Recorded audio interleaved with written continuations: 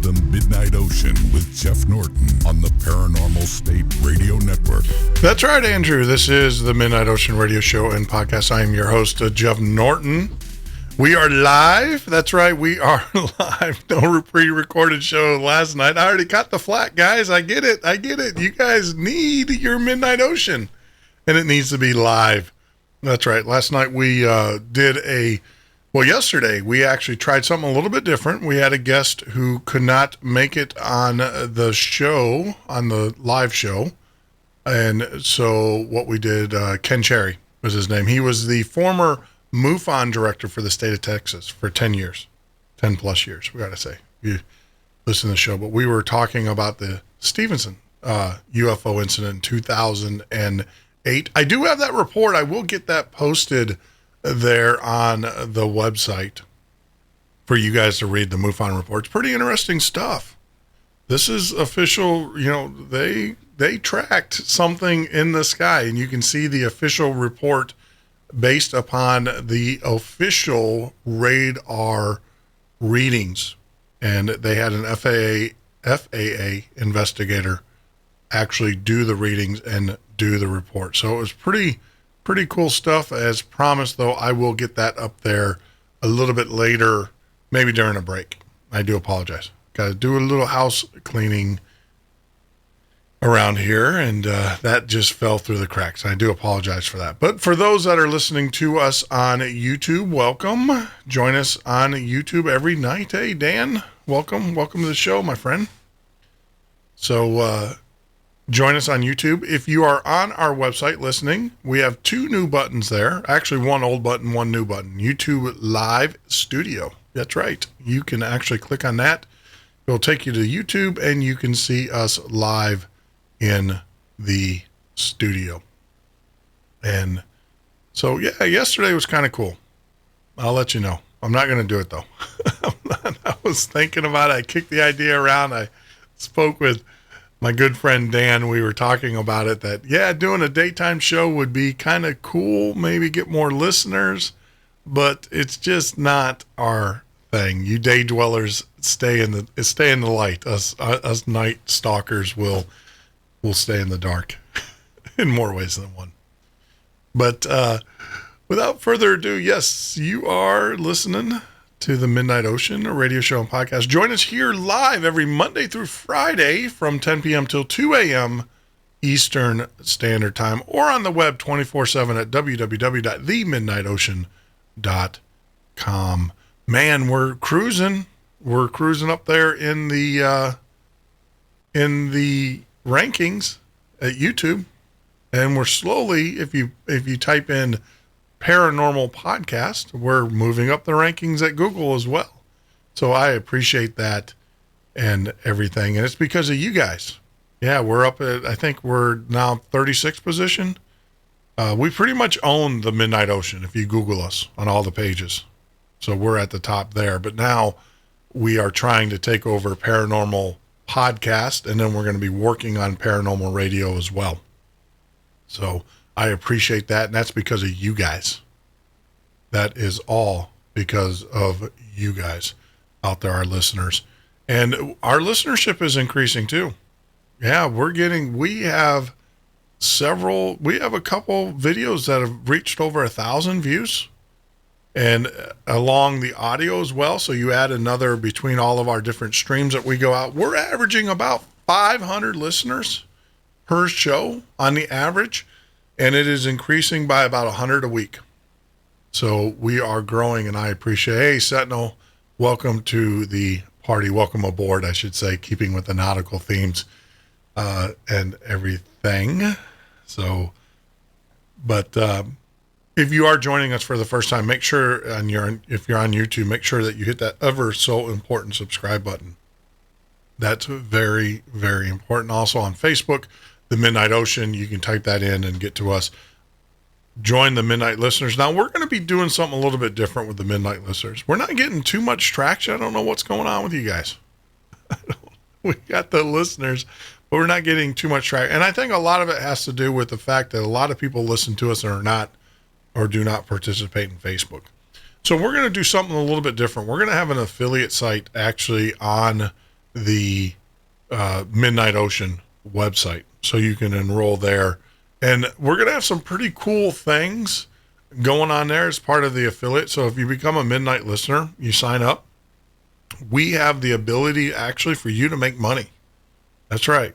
Cold, hard cash. And there's two ways of doing it. And the first way is if you tell, you're going to get an affiliate ID. And when you tell people about us, for every click, I figured I can either pay Facebook or pay YouTube or pay one of the social media sites, or I can pay you, my listeners, for those clicks.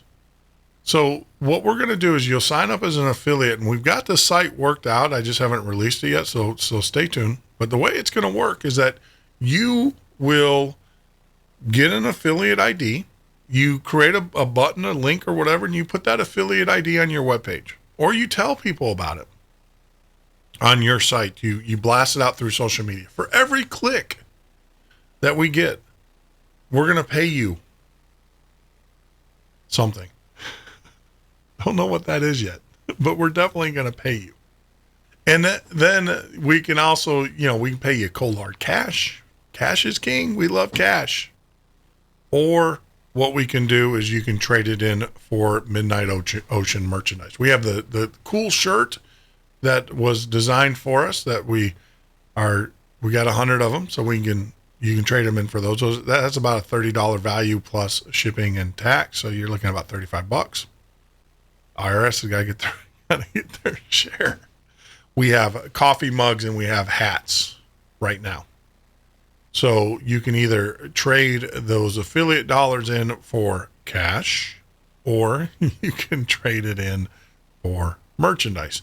Now, the cool thing about merchandise, obviously, is it's merchandise.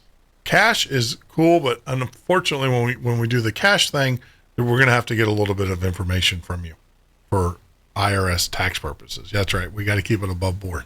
So that's the affiliate page. It's going to be coming down the pipe pretty soon and everything. That's our way of giving back to you, the listeners, and also building our base. Building our base. Tonight's guest, it's going to be a good one, is Maureen J. St. Germain. She's going to be joining. She's a mystic, and we're going to have some pretty cool conversation. I'm pretty sure of it. Now, for you guys that know, when I usually have these spiritual guests on, or mystic guests on, or interpreters or empaths on, crazy things happen. Yeah, it reminds me of the day when the NSA used to listen to my old show. But for some reason, it's the empaths and the mystics that this happens. Now, when we were talking with Ken Cherry yesterday, we were talking about how the men in black were following him around because he wrote in his book, and we do have a link to his book in the site, actually interviewed off the record several former high-ranking NSA officials, and that got the ire of the government. But that's Mark Slade Investigates. Now, the Stevensville UFO, it is a fiction book because he had to write it in fiction. Guys got to understand. If he wrote it as a nonfiction, then you have a bunch of security issues that you have to go through. You'll literally have the CIA and the NSA and all those knocking on your door, and they will compel you to give up your sources. So a little trick that writers do is that they convert a nonfiction to a fiction book and call it fiction. So then that way, when the NSA knocks it, they say it's fiction. But you heard it yesterday. The basis of the story is definitely based in fact. And like I said, I will get posted up to the site the MUFON report, the full page MUFON radar report, which is very interesting reading. If you're a technical guy, you're really going to enjoy that because it gets into the technical aspects. And you're going to see a lot of things. You are definitely going to read, I should say, a lot of things. You're going to see the radar tracks, and you're going to see things that just don't make sense. from a government standpoint. They're all training mission. Oh, we didn't have F-16 stationed at the airbase. And then all of a sudden you have F-16. So you can come to your own conclusion. Do I believe it's real? Absolutely. Absolutely. Too many credible witnesses in that report are showing up. So, yeah, I will definitely get that posted. Probably in the next break. I'll work on getting it. And I do apologize. I just didn't get to it, and there's no excuse for that laziness because I do have it. Also some other things, one of the things that we try to do here on the show is we try to promote Facebook pages. Absolutely. Groups. You guys know that. We usually pick a group every night and we do this. Check this out though. I got a pretty nasty little message from a group that did not want me talking about them. Yeah, I teach their own. I just deleted them. I'm not going to tell you the group, but yeah, it's kind of crazy. I guess there's some people that just don't want the exposure. But then my second question is, well, why do you create a group on Facebook then and solicit members? But yet you don't want a radio show talking about you. Apparently they don't think that we're fans of Planet X. This is a Nibiru group. Crazy. Obviously they did not listen to our show with Five Feathers that we had last week. Last Monday he was on the show talking about Planet X. And we're going to have him coming back because there is some things going on out there that's really, really disturbing. And it has something to do with the sun. I don't know if you guys know this, but UFO hunters claim that they sighted a giant alien UFO spacecraft flying through the inner solar system in an image of a sun snapped by cameras on board the Solar and Heliospheric Observatory, or SOHO, on September 11th. Now, what's crazy is that this image, this UFO, or this image that gets snapped, it was actually spotted in 2011, 2012, and 2016. It is basically something that is flying between the camera lens of the SOHO, the Solar and Heliospheric Observatory, and the sun. What could it be? Last time I checked, there was no other spacecraft out there.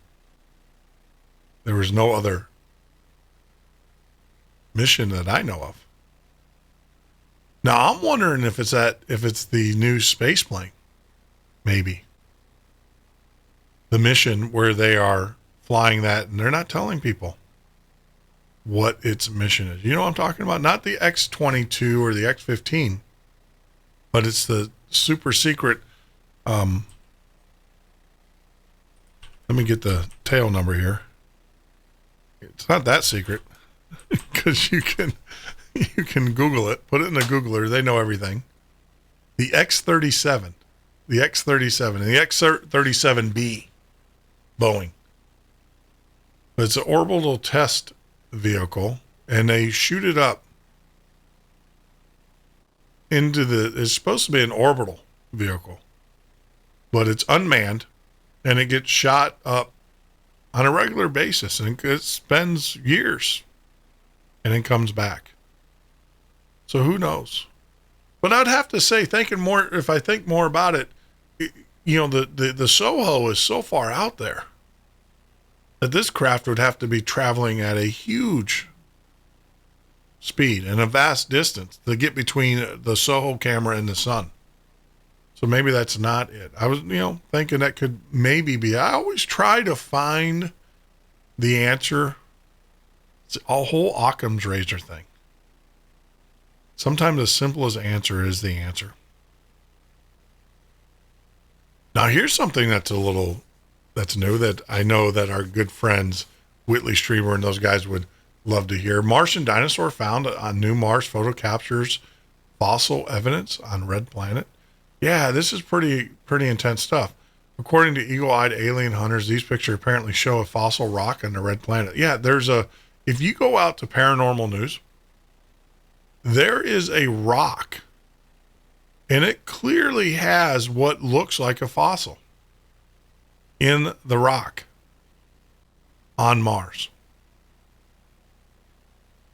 And actually, it's not in paranormal news. The story comes out of dailystar.co.uk. So it's not out of paranormal news. It's out of a mainstream website, dailystar.co.uk. And all you have to do is say Martian dinosaur found.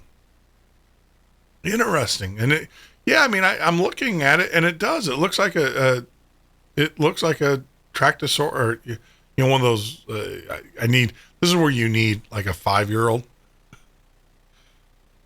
to tell me my dinosaurs. The kids out there, that's amazing. It's one thing you parents that know, that have kids, can tell you. Every 5-year-old to about 9-year-old can name off every dinosaur ever on that step foot on this earth. But no, it looks like one of the flying ones. I can't say it. It's pretty bad. Are you smarter than a 5th grader? Kind of reminds me of that.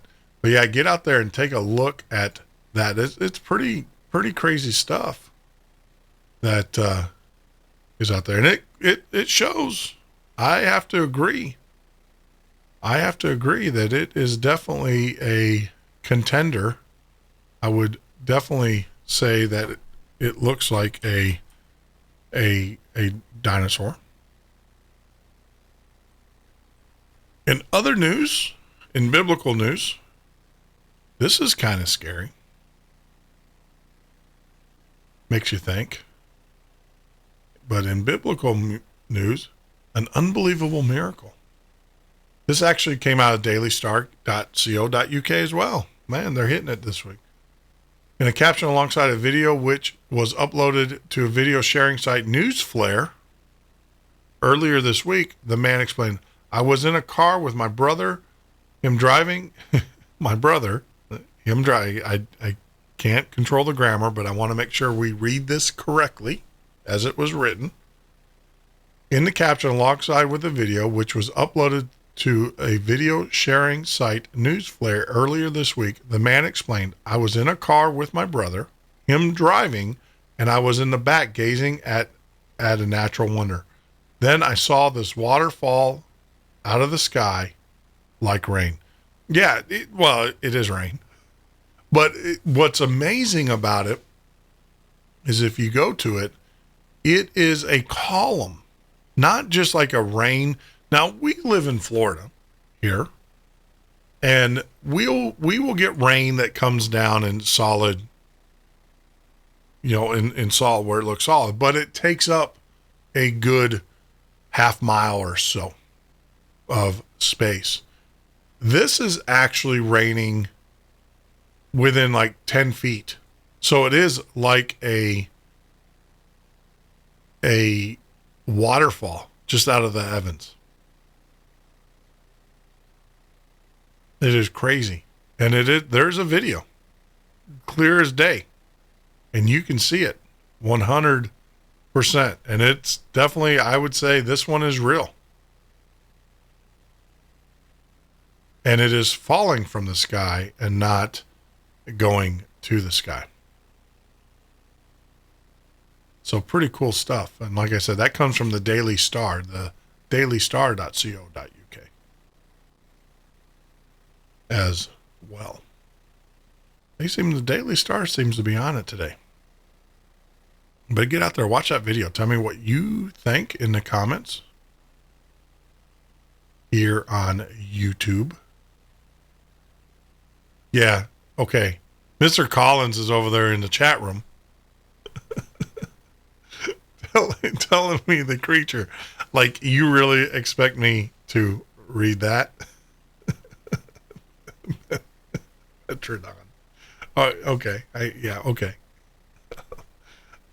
And everything. It's not going to happen. Mr. Dan. I appreciate it, though. Thank you. Thank you for trying to make me appear smarter than I actually am. But I know when I'm whooped. I know when I'm whooped. And dinosaurs are one of those creatures that I am definitely whooped. You know, we're actually going to have, next week is probably going to be Giant Week. I'm going to let you guys know. And this is kind of going along the lines of our guests next week. And we've got some heavy hitters when it comes to the Nephilim and the Anunnaki and the giants next week. Go out to our guest schedule if you're on the website at www.themidnightocean.com. Go down and look at guests, upcoming guests, and you will see next week. We pretty much have it booked, and there's some name guys. Thank you to our good friend Dr. Aaron Judkins, sharing and telling his associates about us, and they asked to be on the show, and they're going to be on the show, and it's going to be a great show. It's going to be a great week. I think next week is going to be, as I said, Giant Week. But in light of that, massive Stonehenge-style rocks proved advanced civilization of giants exist in Russia. That's another one. Bizarre images that show 130-foot tall rock formations made from massive boulders weighing more than 3,000 tons each. That's 3,000 tons each. Have emerged online to shock the skepticism of truth seekers and naysayers. These mysterious Stonehenge-style rock structures, which have been discovered all over the world from Russia to the south of Central America, have baffled scientists for decades. Yeah. You know, and that's one of the things you cannot deny. We were talking about this with Egyptologists that were on the show. There is what they call the keystones of the pyramids. These are the foundation stones.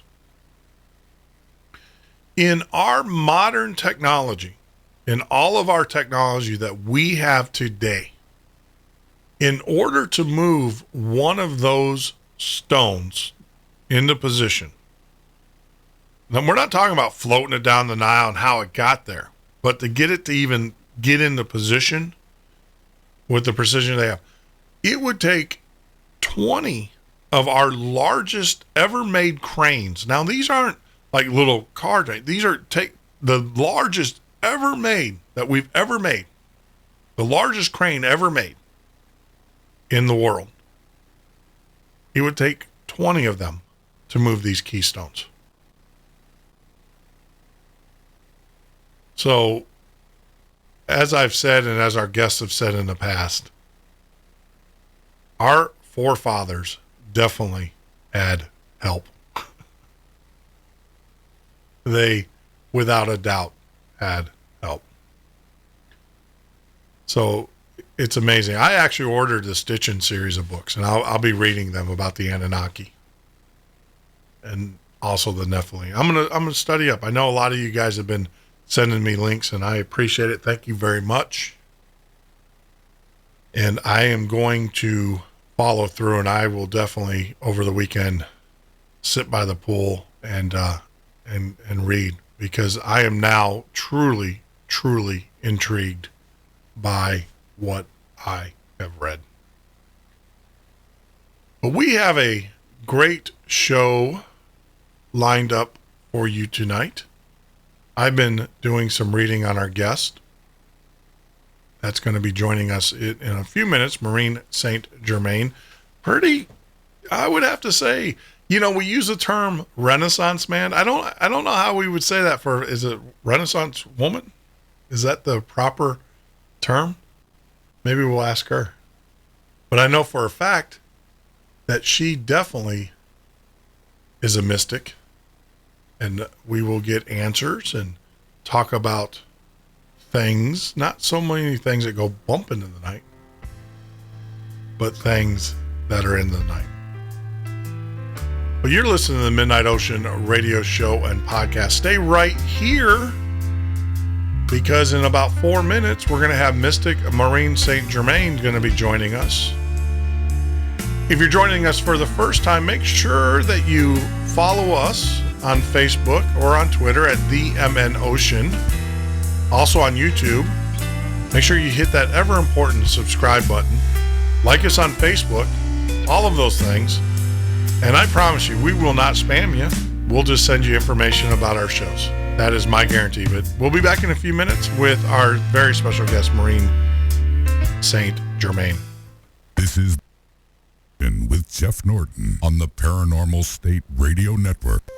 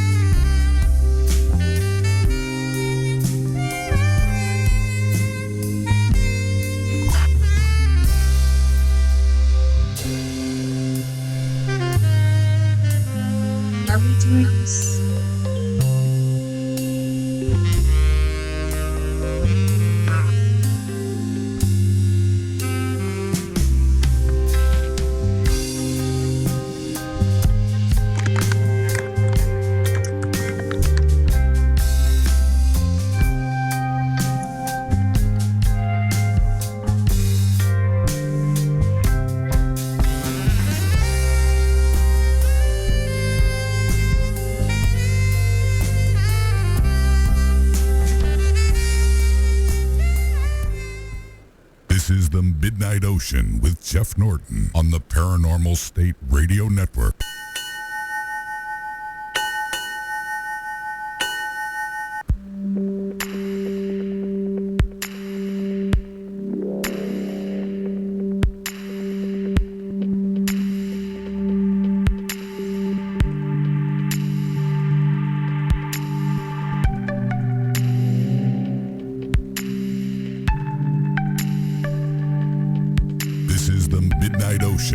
Jeff Norton on the Paranormal State Radio Network. That is right, Andrew. This is the Midnight Ocean, and I am your host, Jeff Norton. You can join us live here every Monday through Friday from 10 p.m. till 2 a.m. Eastern Standard Time, or on the web 24/7 at themidnightocean.com. So tonight, we've got coming to us live through Skype. It's amazing. Skype is a great technology. Who would ever think about it? 20 years ago, remember when you have to make long distance phone calls?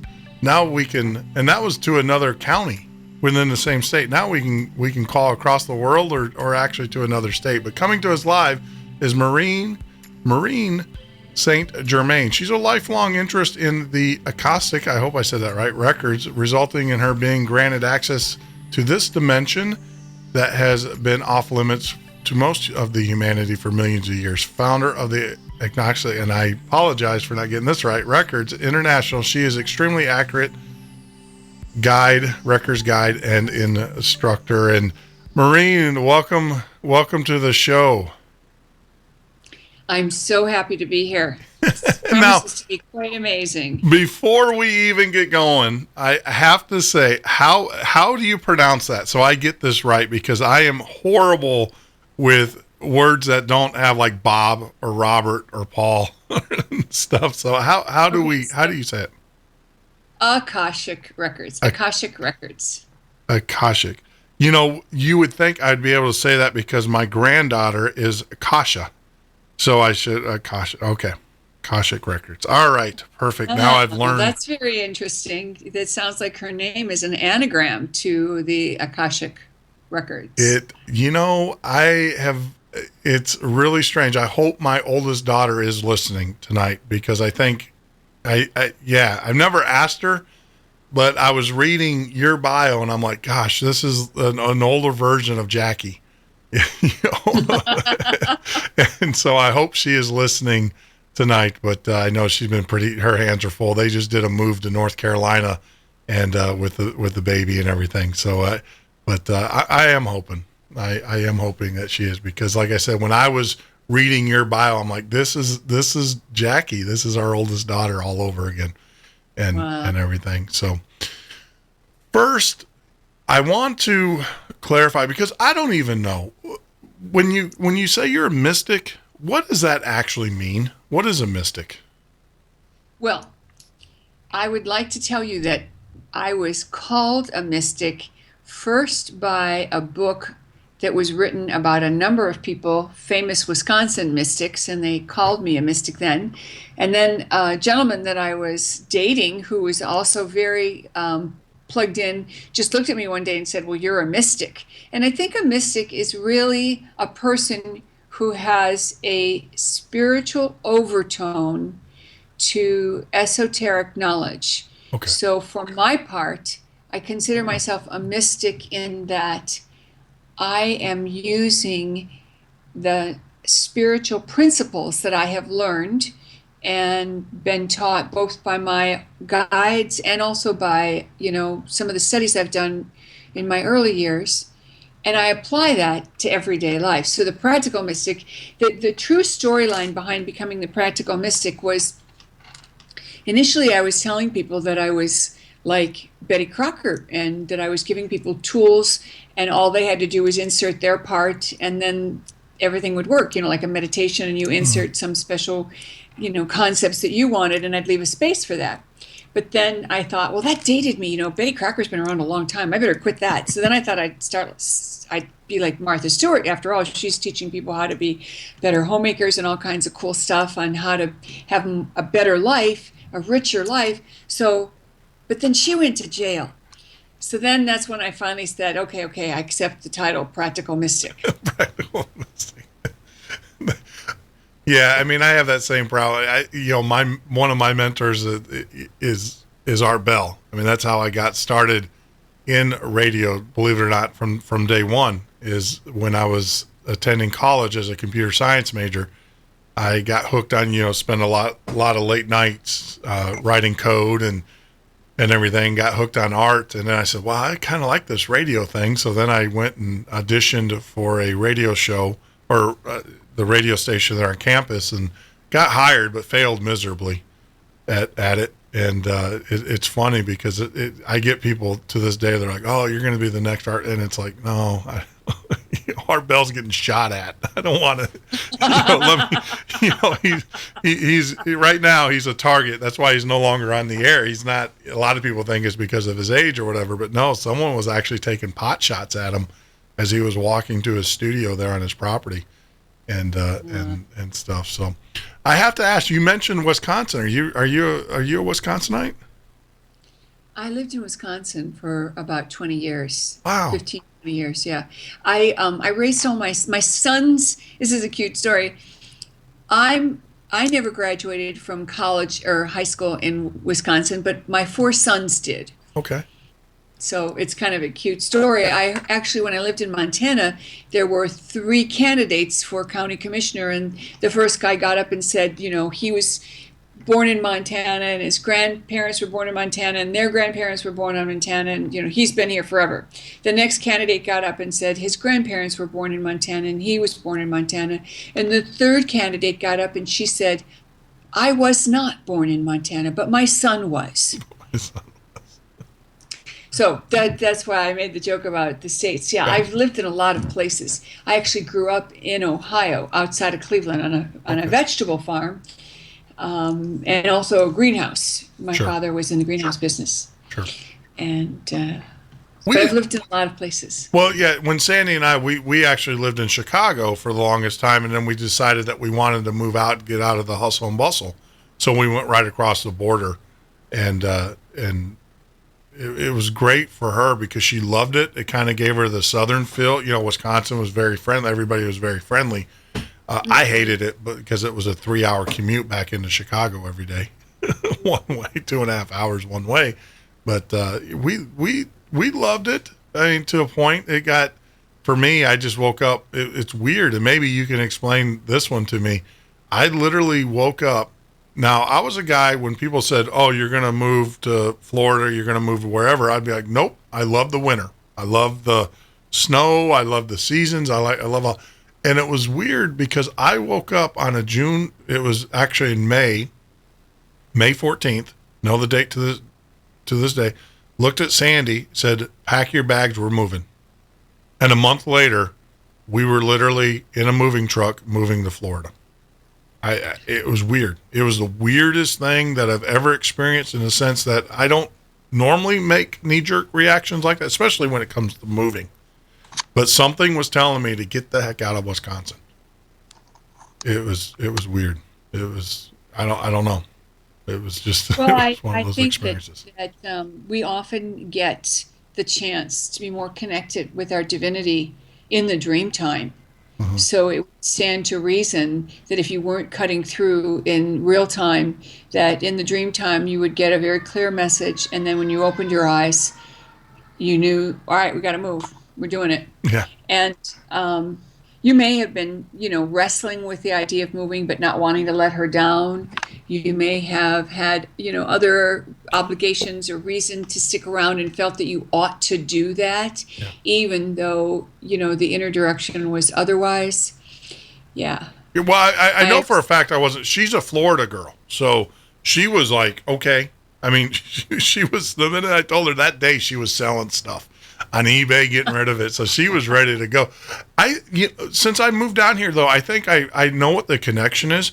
I am connected to the Gulf, to the water. There's no doubt about it. I love it. It drives Sandy nuts because she likes the Atlantic side, but we actually moved here to the Gulf side. I will literally go out to the Gulf. Just it was like, hey, let's go out to the Gulf. And she's like, why? And I'm like, because God told me to make sure it's still there.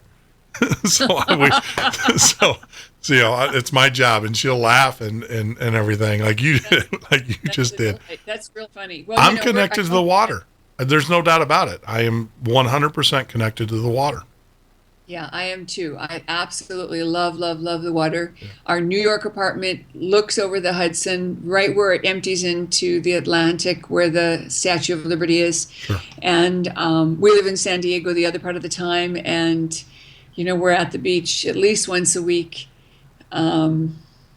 So yeah, I totally relate to that. But I'm also relating to that funny remark that you make to your wife about God told me, because when I met my husband, and this really harkens back to this whole thing that we're going to be talking about with the higher self connection and teaching it to people, but I was using that as a tool. I've been using it for 20 years, and so when my husband appeared in my life, I kind of knew who he was and what was going to happen, but I was not excited because I'm an East Coast girl, and I was, now I have this man from the West Coast that's interested in me, and I'm throwing him all kinds of curveballs, sending him away, all kinds of things. And at one point when he suggested this fabulous vacation that he wanted to take me on, I remember saying, well, I don't know you that well to consider such an opportunity. And in my head, I'm hearing, aren't you going to check in with your higher self? And so I said, but I always check in, so I'll get back to you and let you know. And later, when I got back to him, one of the things that I was told over the course of our courtship was, when I asked, what do I do with this relationship? What do I do with this guy? My higher self said, build a bridge.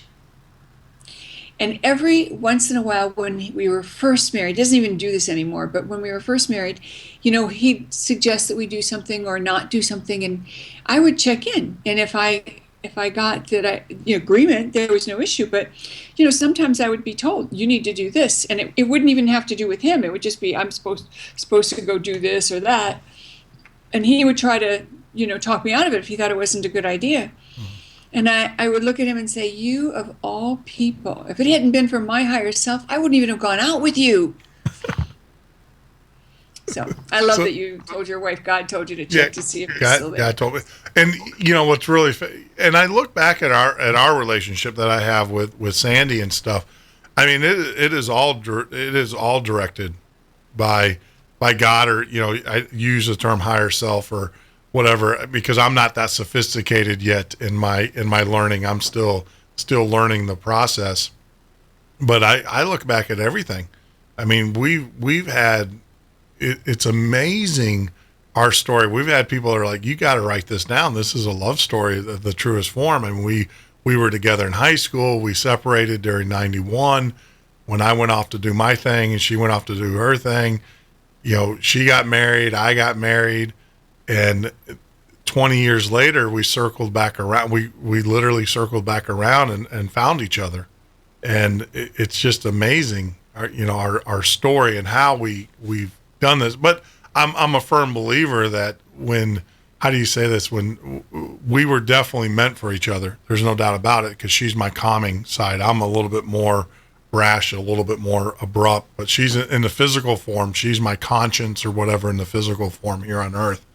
And she's the one that pulls me back down to reality and everything. So it's just she's a soulmate.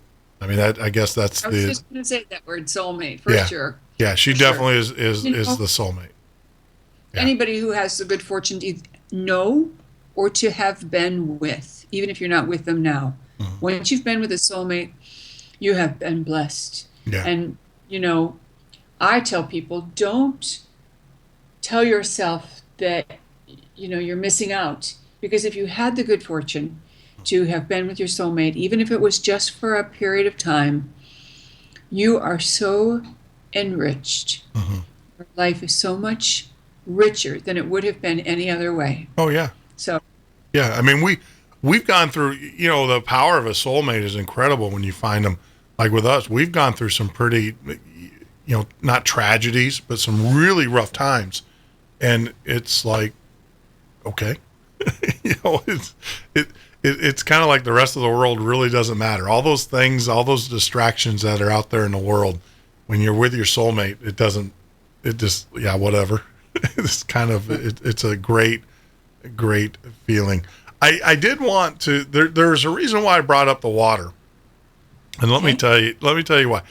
You and I had a very similar experience. And I listened to one of the shows that you did where you were talking about your whale diving expeditions and going whale diving and with dolphins. And I want you to share, if you can, or if you want to, it's your choice.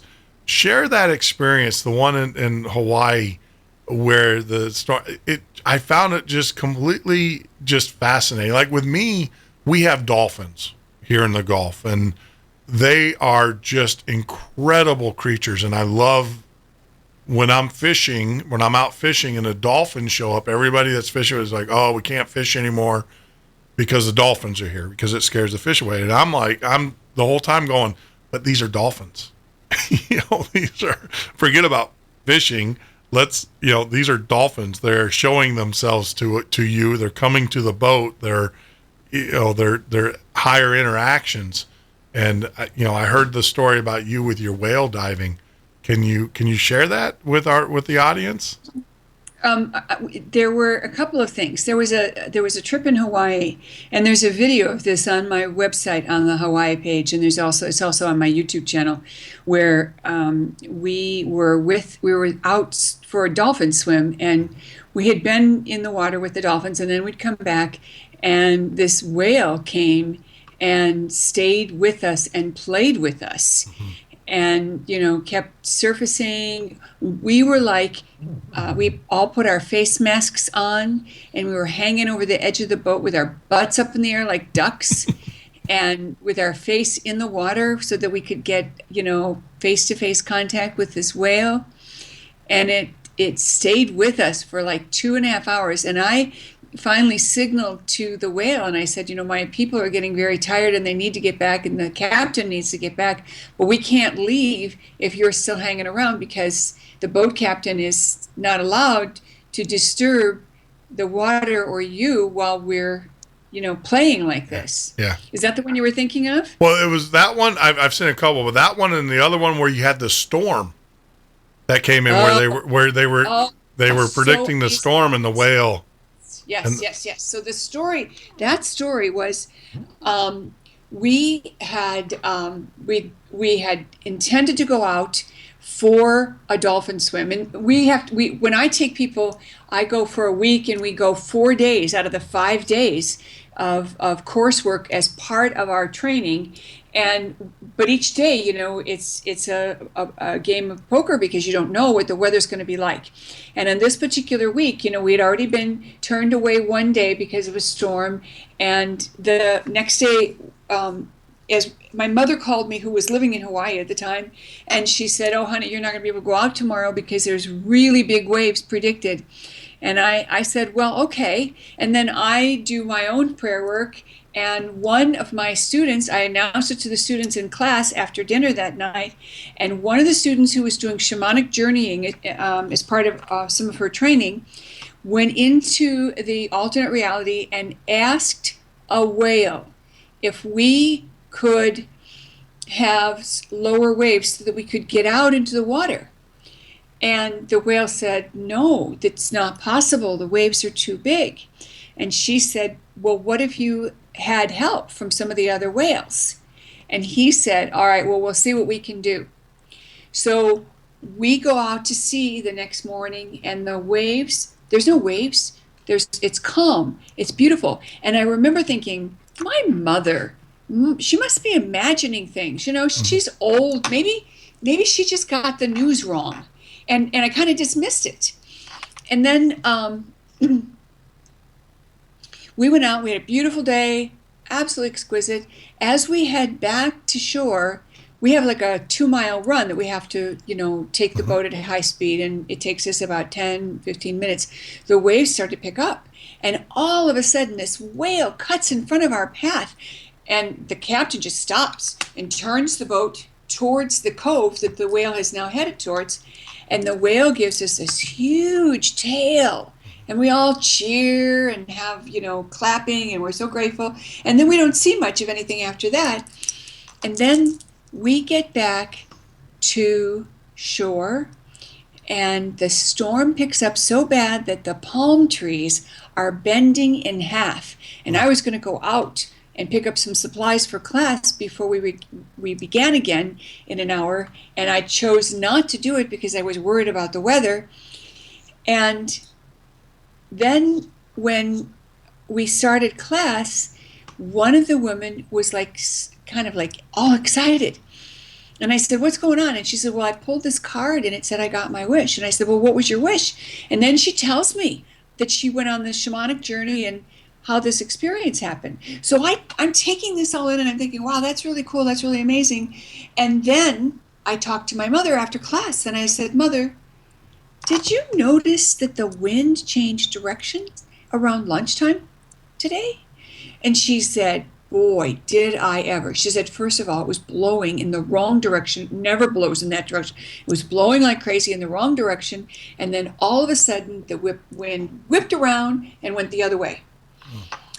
And I'm in meditation after this, and I'm asking about it. And I was told that the whales succeeded in opening up what I will call an alternate version of the reality where they were able to hold back the waves for our swim with the dolphins, and then when it collapsed with such force that it literally whipped everything first in one direction and then in the other. Yeah. And I also was told that whale tail business was the whale showing us, see, I did it. Yeah. Yeah. Yeah. I mean, it's incredible. You only have, and I know that I say land lovers and people who don't travel into the ocean and see these creatures, you just don't understand their connection with the world around themselves. And it's just amazing. And it's one of those things too. It only takes you a few interactions, to look into the eyes of a whale or to look into the eyes of a dolphin as they're playing or whatever, to realize that we just don't get it. We might think that we're at the top of the food chain or whatever, at the top of evolution, but we are nowhere near. And I'm a firm believer of that. I had just an incredible experience with pilot whales. I used to do a lot of sailing out of San Francisco, San Diego, and just the pilot. It was weird. It was almost like every trip. I mean, the dolphins you almost expect, but with me, whenever I was taking the boat down to Baja and everything, I always had pilot whales with me. And I had people who are like, that's bizarre, that you always have pilot whales. And it's almost a given. If you want to go see pilot whales, get on a sailboat with Jeff and we'll see them. And they're just mad, just incredible creatures. But yeah, I mean, I was touched by that story because I never had the calming of the storm or, the prevention and stuff, but it is weird when you are around creatures like that, especially in the ocean. Mystic, I would call them mystic because they've been around forever and they get it. They haven't been, I guess, polluted like we have as humans walking on the earth and stuff. They just live and they get it right. But before, I don't want to go into, because I want to make sure that we have a full segment that we can talk about your teachings and higher self. I did want to ask you though, is your mother, was your gift, the gift that you have, was that passed down? Do you think that was passed down from your mother to you? Because it seems like you guys are communicating kind of along the same lines. I am definitely very connected to my mother. Okay. And yes, I believe that I was given an extra boost. What I teach people, I believe everyone can do, but most certainly my mother and I have been connected all of our lives. And I have a really cute story about that. But my mother was very psychic the whole time I was a child and growing up. And, she told my dad, she had a dream that Grandma passed away from a stroke. And later that morning, Grandma passed away from a stroke. And she knew where my father was before they were married, when he was captured as a prisoner of war. So a lot of experiences that she had. And then after my father passed, my mother was visited by my father probably a dozen times. And he would come regularly to check up on her because his death was sudden.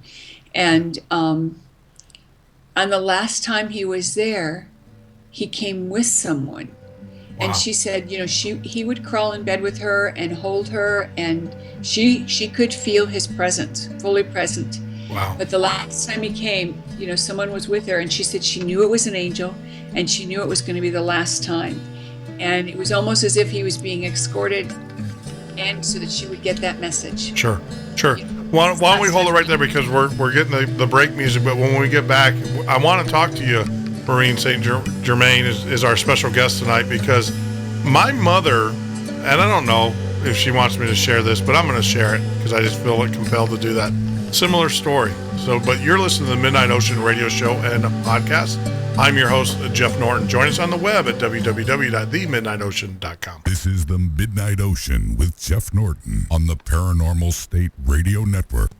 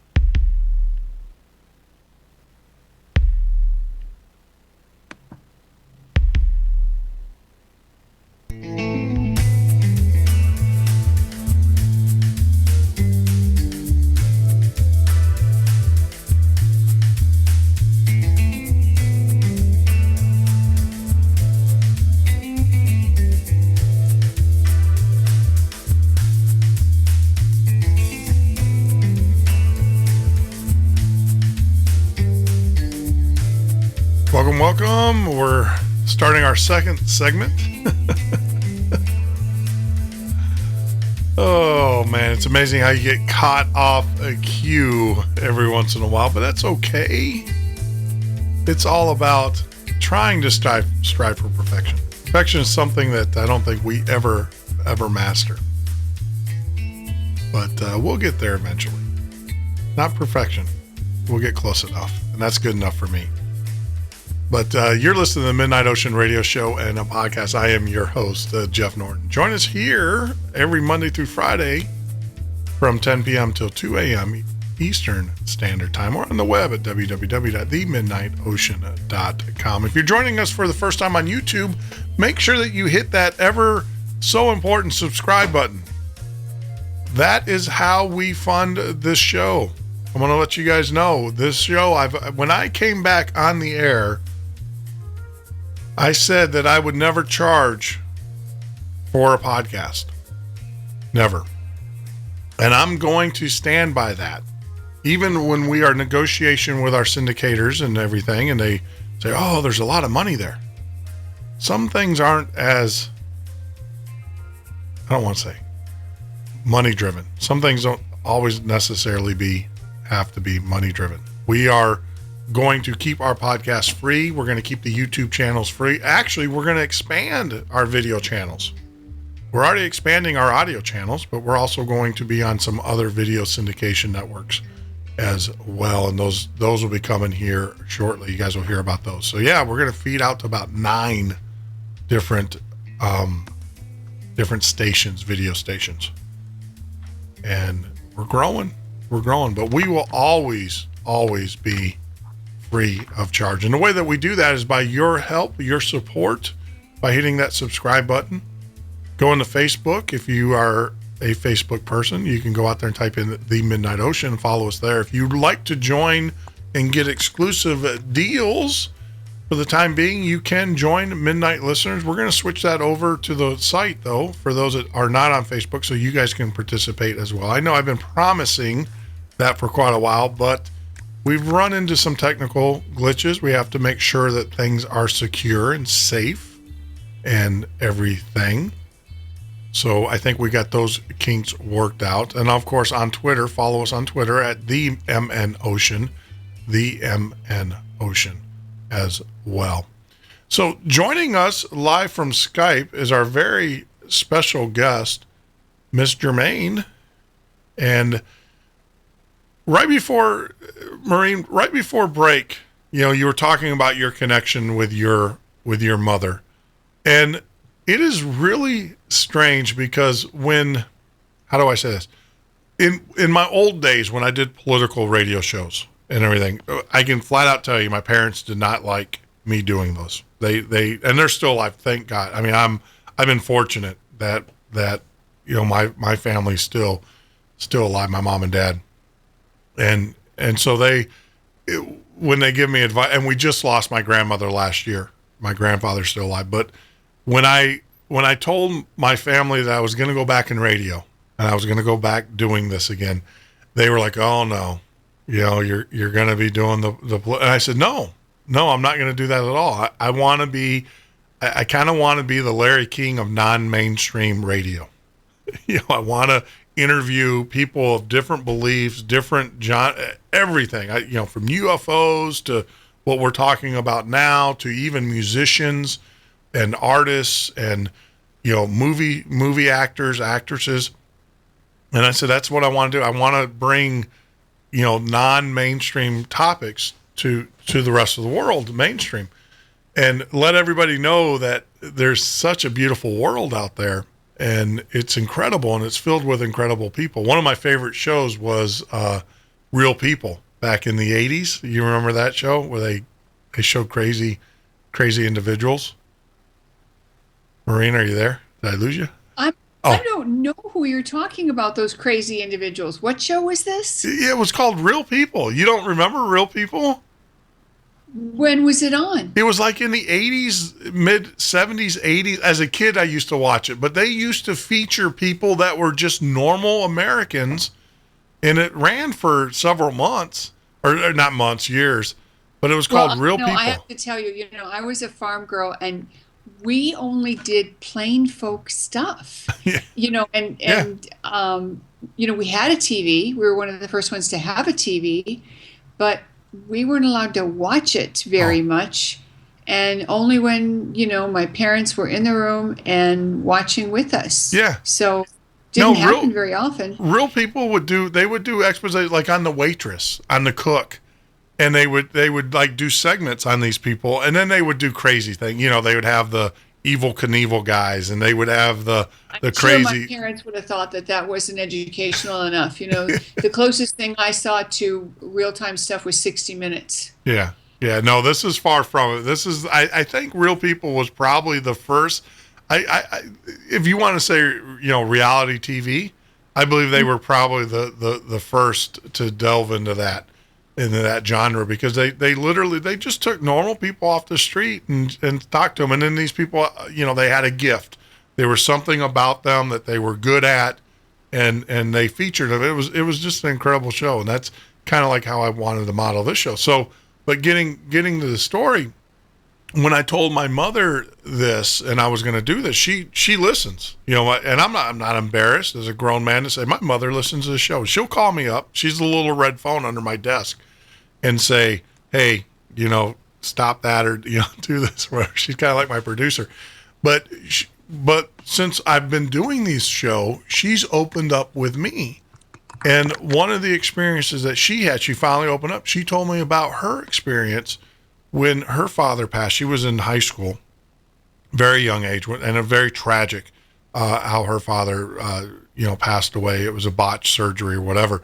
But she said that she would see him and he would talk to her and he would keep her, because she was angry. She loved her dad, and he passed away. And she was very, very angry and very bitter about this. And she told me stories just recently of how, he comforted her. He would come to her and he would comfort her and everything, which is really bizarre, because when my grandmother passed, I was very close to my grandmother. She was the one that would always, Jeff, go do it. She was like, if you want to go be a rock star. Do what, she was always encouraging that way. And when she passed, I had the same experience with her. Is about 2 or 3 days I was upset, and then she came to me and she just said, hey, look, it's going to be okay. And ever since then, it's everything's been okay. So it's kind of weird that you're telling a story about your mother and her experiences, and it's kind of, kind of falling back. I'm having the same experiences in that regard. Cool. So the only thing I would share with you is I no longer call things like that weird. I just call them interesting. Yeah. Because I've begun to think that a lot of people use the word weird as a pejorative. And they're giving it a label like it's uncomfortably strange or uncomfortably abnormal. Whereas if you just say, wow, that was interesting, wow, that was amazing, it changes the vibe on it, and it makes it like, okay, that's like the new electric cars. They're so different. We don't call them weird. That's, what? Great advice. I'm still learning the lexicon here. Because like I said, you're talking to a guy who did political podcasts. How mundane was that? But, to doing this and dealing with the interesting and everything. But I'm still learning the lexicon, per se. But enough about me, all right, because I get in trouble. This is one of the phone calls. The phone's going to ring here in a minute and say, all right, stop talking about, let's talk about you. And so this whole concept of higher self, what does that entail? I know you talk about it for weeks in seminars and everything, but can you give us kind of a high level overview of the higher self? I'd love to. So it started for me when I learned a meditation that I was very interested in. And in the meditation, the teacher said, the last step, you have to have permission from your higher self. And they never gave any education on what the higher self was. They never gave any information on, how you would know it was your higher self giving you permission. And I will explain that in a second, but first I want to tell you this story because I think it's so important for people to really connect with what I'm teaching. So, I'm practicing the meditation, and I get pretty clear that I'm supposed to do the last part, but I'm waiting. I've decided, well, let me kind of cruise on the second last step and just stay there till I feel really good. And then one day, one of the guys in the class calls me up and he says, hey, Maureen, did you get permission from your higher self yet to do the last phase? And I said, yeah, I did. And he said, well, did you do it? And I had to admit, no. And he said, why not? And that's when I realized I was afraid to trust the guidance that was coming in. I was afraid, what if I was wrong? What if maybe it was my ego telling me that it was okay? And so I became an instructor of this meditation, and I went to my higher self and said, I need to have a tool to teach people how to know for sure it's your higher self. And I worked on this for years before I was finally able to distill down from the guidance a very direct, easy, wonderful set of tools that you could actually get and use and have accuracy in 6 weeks. So let's talk about what the higher self is first. Yeah. The higher self is you, but it's a version of you that's already in heaven, let's say. So it's your heavenly self. It's the version of you that's already plugged into God.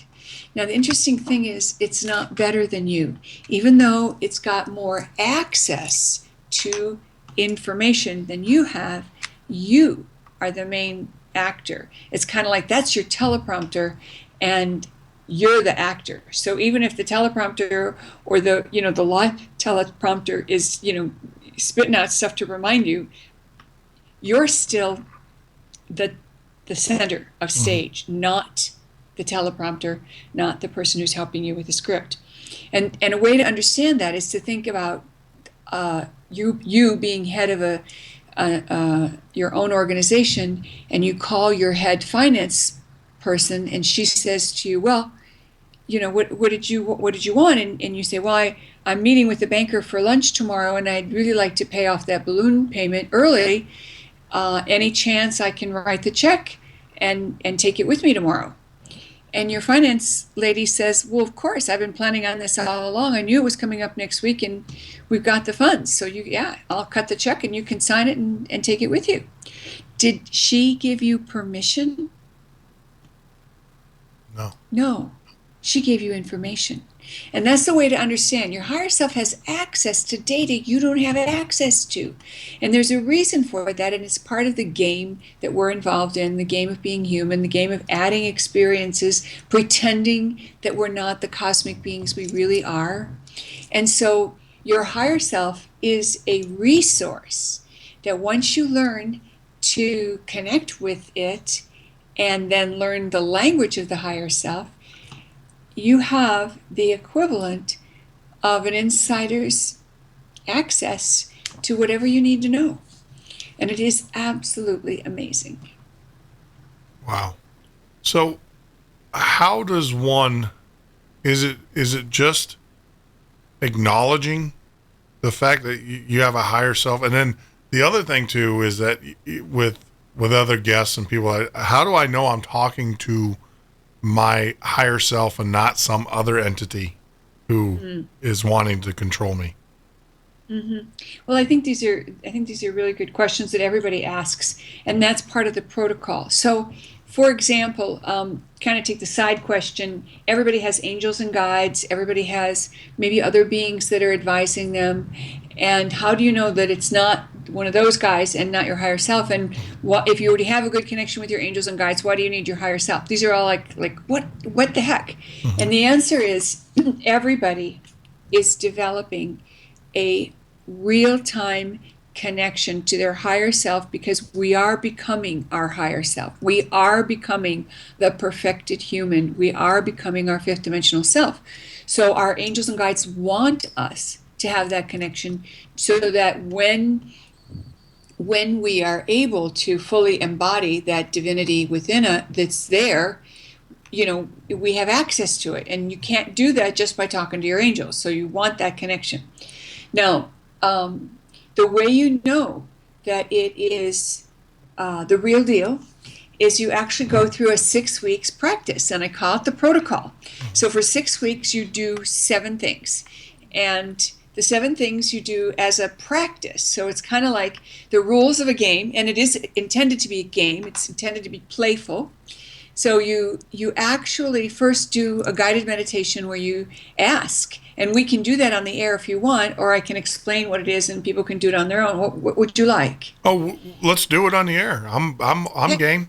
So if you're not driving and running heavy equipment, you can do this. If you are driving, you're just going to have to pull the recording later and do it when you can be quiet and not disturb, because we don't want you closing your eyes while you're running equipment, That's right. Okay, so everyone close your eyes and allow yourself to remember a time when you've held a beloved little one in your arms. And it could be a pet, it could be an infant, it could be someone else's infant, it could be your pet or someone else's pet. And hear yourself say to the little one, "I love you," 3 times.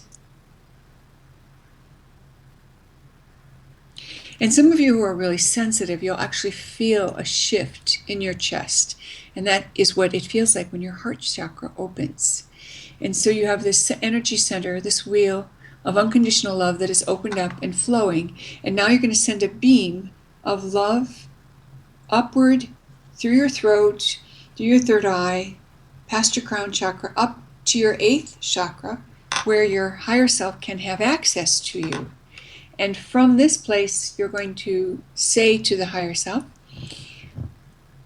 "I would like to invite you to my heart. My heart is open now, and this is the place, this is the lowest place your higher self can descend into." And so you ask your higher self to join you in your heart. And then we tell the higher self, we'd really like to improve our connection. So no matter what level of connection you have with the divine, with your angels and guides, no matter what level of connection you have, you can increase it, you can improve it.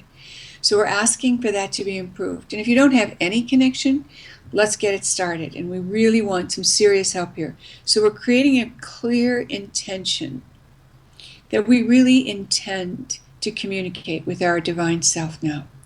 And now we're asking the higher self to give us a symbol or signal for yes. So higher self, give me a symbol for yes. And it could be anything. It could be a shape. It could be a color. It could be something that's not visual, like a sound or an itchy ear or a pressure on your chest or on your arms. Could be a scent. Could be a dry taste in your mouth. Higher self, give me a symbol or signal for no. Same thing. You could have that pit in your stomach feeling, or pressure on your chest or your shoulder. Or you could see something. Or you could some people actually hear the word no is your signal. And then higher self, give me a symbol or signal for neutral. What does neutral look like, feel like, smell like, taste like?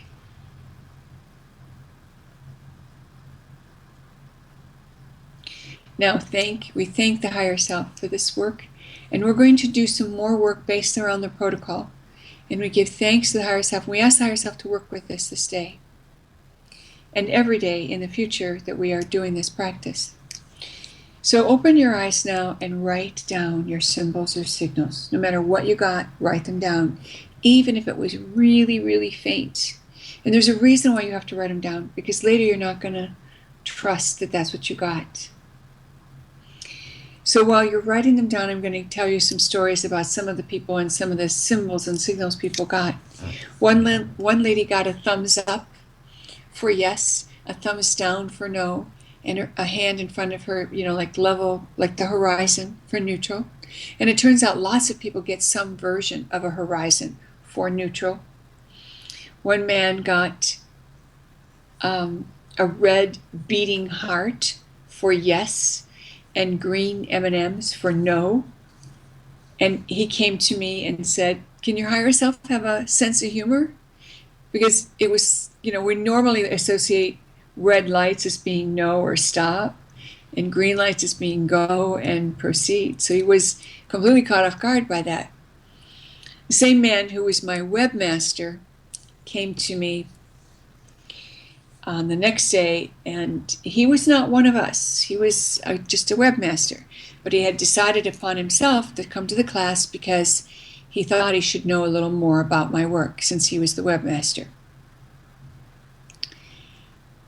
And he came to me after the second time we were in with the higher self, and he said, could your higher self be a woman? And I said, actually, yes. And it's kind of funny when you think about it. A lot of women see a man or some male version. Men occasionally see a female as their higher self. Some of us don't see anything but light. Some of us don't see anything at all, but we know it's there because we can sense it. It doesn't matter if you see it or not.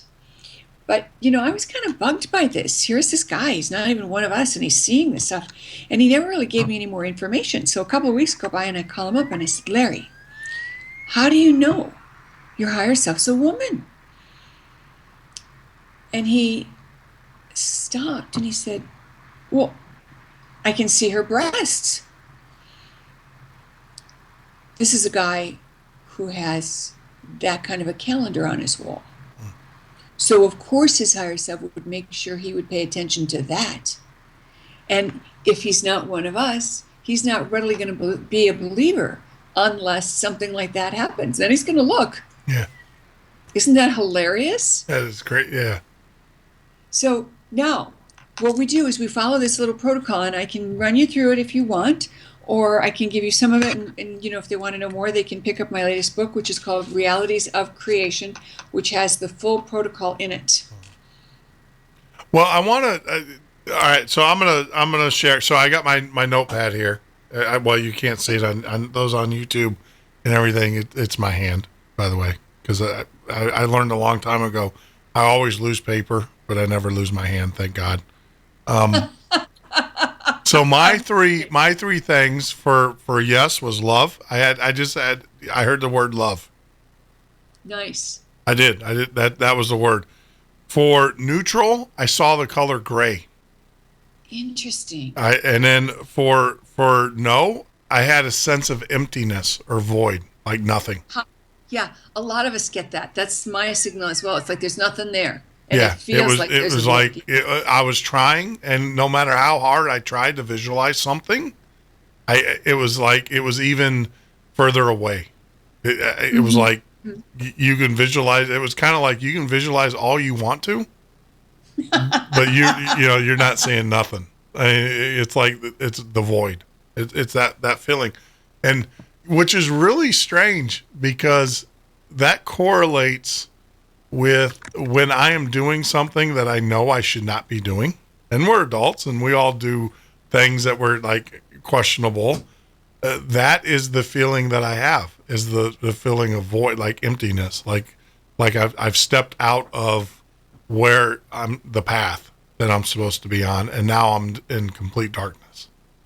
And that kind of tells me, that was a bad decision, in business and life and love, everything. And stuff, but yeah, it's strange. But those were the three. I wrote them down so everybody on YouTube can see them and witness them on my trusty little notepad there. So love, gray, and nothingness, and everything. We're coming up onto another hard break here, another hard stop. So I don't want to get too far into the interpretations of that. So that was step one of the protocol. And can we, well, how often, I guess the question is, how often should we do this exercise? And when we do it, does our messages change or will they be consistent? And we'll hold off don't answer that until we get back from the break, because we're coming up on a hard break. But we are talking with our very special guest, Maureen St. Germain, and we are talking about higher self, finding our higher self, connecting with our higher self, and more importantly, I think, probably learning to listen to our higher self. But you're listening right now to the Midnight Ocean Radio Show and Podcast. I am your host. Join us on the web at www.themidnightocean.com. This is the Midnight Ocean with Jeff Norton on the Paranormal State Radio Network.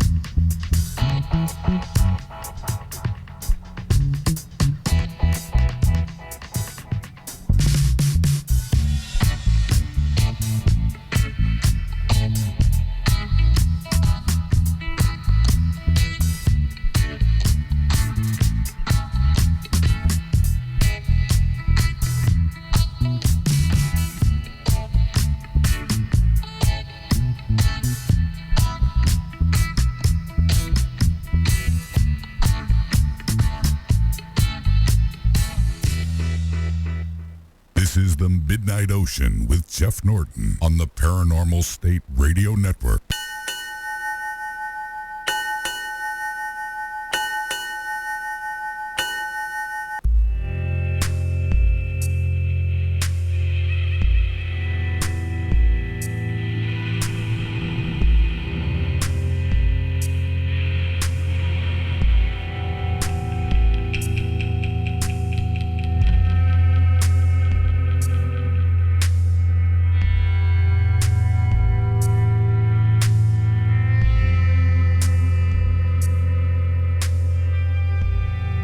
All right, you're listening to the Midnight Ocean Radio Show and podcast. I'm your host, Jeff Norton. Join us on the web at www.themidnightocean.com. Kind of getting into that music. Kind of reminds me of swimming with whales, the vision that I had as I listened to it. And it was really strange because I don't pick the music. It's all done through a computer system here. It's a radio system. So it picks the music. And I don't, what was really bizarre is right before we went on break the last time, I just caught this because I was looking at the music that played. I was talking about my jazz station days when I was at WMOT at Middle Tennessee State. And last break, it was all about jazz. It was all jazz, which is really strange because we have over 3,000 songs that this system can pick from. And what it does is it tries to meet the time frame and everything like that. But that is pretty crazy. Every once in a while, I will override them, though. It's selection, but I've let this one run. And last time it was jazz, and this time it was the whales, the whale music, as I like to call it. But that's enough of that. Let's get back to the matter at hand. Let's get back to what we get paid to do here. Once again, if you are listening to us for the first time on YouTube, make sure you hit that subscribe button. That is so important. I cannot stress that. The other thing, too, that will help us tremendously is tell your friends about us. We are finding time and time as we're growing our audience, and we're been doing this for about a month and a half now, and we're doing phenomenal. We're hitting every mile marker that we need to hit as we cruise down the highway. And we're doing a great job. But one of the things that you can do right now to help us is if you're on Facebook or any other social media, tell your friends about us. You don't have to endorse us. We wish you would. We wish you would use kind words as you talk about our show. And I hope that we are serving you and giving you the quality of entertainment and also information and education that you need. But it's so important that you tell your friends about it. Don't hold us as your secret little gift, because what happens with that, and I don't know if you guys know this, is that it's like artwork. When you put artwork and you hang it in your house and you don't let anybody share it or appreciate it, it doesn't get out. It doesn't bring those emotions. You're denying the rest of the world the emotions. And what in this show, we have great, outstanding guests. And our goal is not to bring the guests that are on other shows over and over and over again like they do. We want to bring unique guests. And you're denying, by not sharing us with your friends and with your family in the show, you're denying the opportunity, possibly, who knows, maybe someone that you care about, someone that you need, might get a message out of one of our shows. And you possibly could have just denied them of that. And I think tonight is one of those shows. Tonight, with our very special guest who is joining us through the Skype line, is Maureen Germain. That's the part that aggravates me about what we do, is I want to share this with everybody in the world. And it's just so frustrating because it's like, but we're growing, we're getting out there, but this is just phenomenal stuff. I mean, these are my favorite shows when I do these. Since you are growing and you are reaching every marker that you really need to, as a new commodity, as a new show. Yep. Let's celebrate that and say that you are growing your audience exponentially every day, and claim that instead of announcing your frustration, because your frustration will be multiplied. And by the way, we're in a Mercury retrograde, and you don't need any more frustration. You don't want your technology to let you down or anything. We have friends in the biz, and I know you know who I'm speaking of, but I was on a show, listening to a show of his the other day, and they had a complete blackout right in the middle, not right in the middle, but in the last 10 minutes of the show. And that was that, it was tough. So, I'm happily growing my audience exponentially. I'm excited. I am 100% excited. I mean, we're already talking, and I shouldn't be. My thing, this is the part, and I don't want to say it frustrate, but it does frustrate because we have great quality guests. I mean, it's not the same. I grew up on late night radio. Art Bell's a mentor of mine. John B. Wells is another one of those guys. And I think he shifted a little bit, but regardless, and my goal was to bring the old classic Art Bell, the really interesting. There you go. You helped me change my codex a little bit. The interesting topics back to the radio, and that was my goal. And I guess what frustrates me is that we, like with this show here, we had another guy. I did an exercise with him, and I have it on video. You can go watch it on YouTube. We did the Hue where we hummed Hue together, and I lit up. It was crazy, the experience I had with that. And I want to share that with so many people.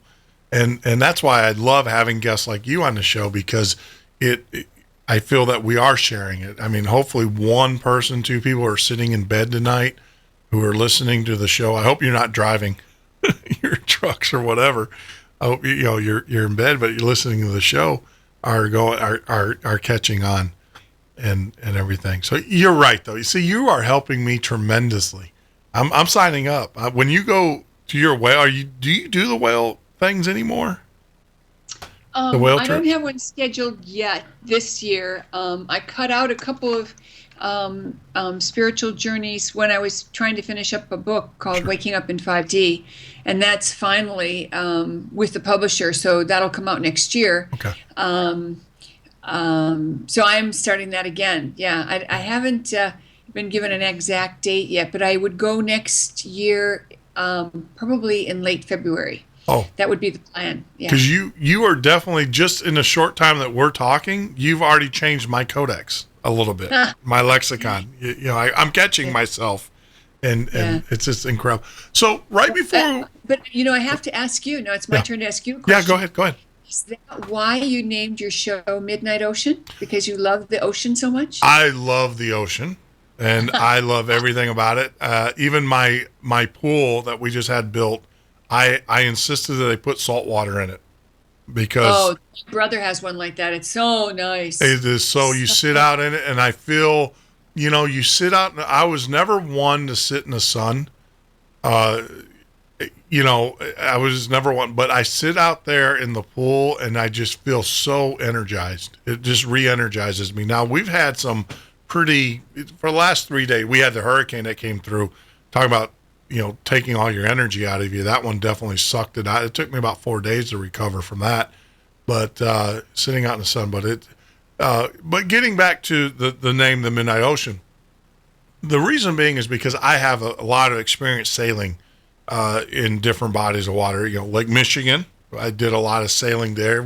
I've done the Mackinac, and I've done the tri-state races and all of that. And then I also, like I said, I used to deliver sailboats for a buddy of mine out in the ocean. And the ocean is one of those things, as you know, because you've been there, it can be the most peaceful place, the most serenity. You can have just so much. I can't stress to people, and I'm not talking about take a cruise. I'm talking, if you can afford it, get on a sailboat where it's just you and your companion, maybe a close friends, and sail, and it is the most peaceful, the incredibly peaceful. But, however, it can also be the most terrifying experience that you'll ever have, all wrapped up in one. So that's why we call this the Midnight Ocean, is because we talk about peace, but we do have some conversations, some guests. Yeah, we get pretty edgy in our conversations as well. So it's kind of a dichotomy kind of thing. It's the peacefulness. Tonight, I think we're on the serenity side of that, but we've had some pretty dicey, terrorizing conversations as well when we get to the dark side and stuff. So yeah, no, that's the meaning of it. That's why I picked it, and it suits the show very well, very well. And also the bells. I will tell you, the bells on the break, those are actually watch bells. Those are, we've added those to kind of give it the nautical feel, to tell people we're on the watch. And I like it. So, yeah. I really do. Yeah. I really do. It's very nice. So right before we went to break, I asked the question, and it's funny that you say that you were told not to answer that before I even told you not to answer it. So right before we went, can those three, the yes, no, and the neutral, can those change as we develop or as we progress? They might. Yeah, Okay. They might. But if they did, it would come through pretty much, you'd get both sets of signals. And I do have clients who have reported that their signal for yes changed, but they got the old signal and the new one at the same time. So they knew that they were the same. Gotcha. So it is possible for it to change. But here's the thing. You want to do the protocol because the protocol is very, very, very important, and it will give you 100% accuracy if you'll take the time to do it. Mm-hmm. And it doesn't take a lot of time. It takes more of a commitment, more of an intention than anything else, because it doesn't really take time. And the protocol is for 6 weeks. You start out by asking yes, no questions on things you don't care about. So the first of the 7 things is to know the time. So you look forward in time and know when is 6 weeks up. And based on today's date, we could say it might be November 1. But whatever the date is when you start this protocol or when you start this practice, take a half a second or a minute and figure out when 6 weeks ends. And that will tell you from now until then, you're going to do the following 6 things. You're going to ask only yes, no questions, no open-ended questions. So you don't ask, why did so-and-so do such and such? You might ask, is it in my highest and best good to carry an umbrella today? You only ask questions that are unimportant, that you don't care about. So if you truly have no preference about whether you have broccoli tonight or green beans, then ask your higher self.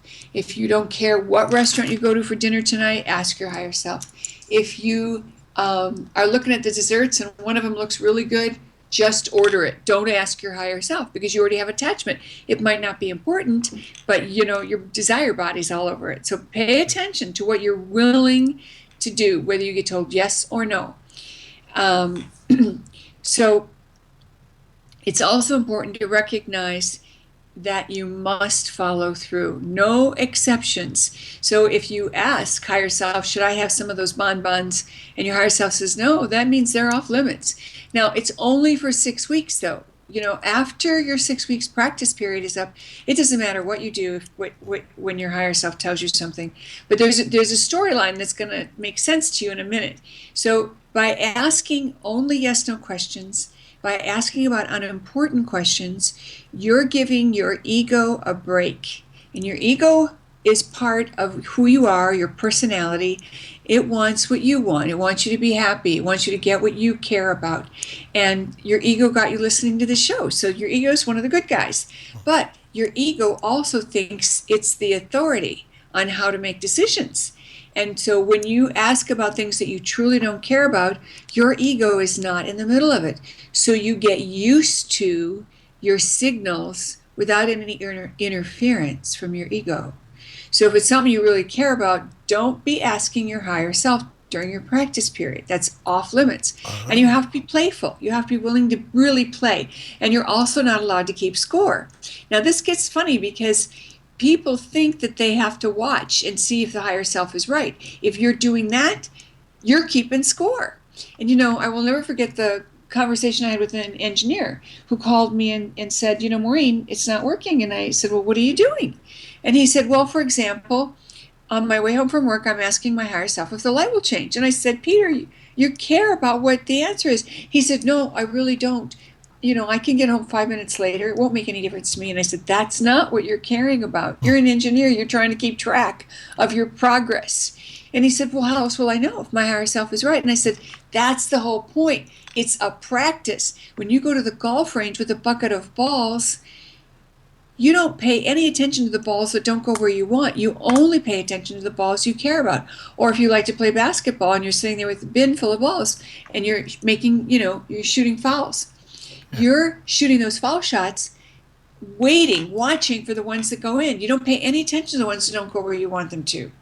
So this is play, this is practice, and this is supposed to be fun. So one day a woman comes to class after we'd had this instruction and we'd started our process, and one of the other women's kind of looking her over. You know, women sometimes do that to each other. They kind of give each other the once over, take it in, see if I can learn anything about how to dress or how she threw that together. And the first woman noticed that this other lady was looking at her, and she said, "Don't even ask. My higher self dressed me this morning."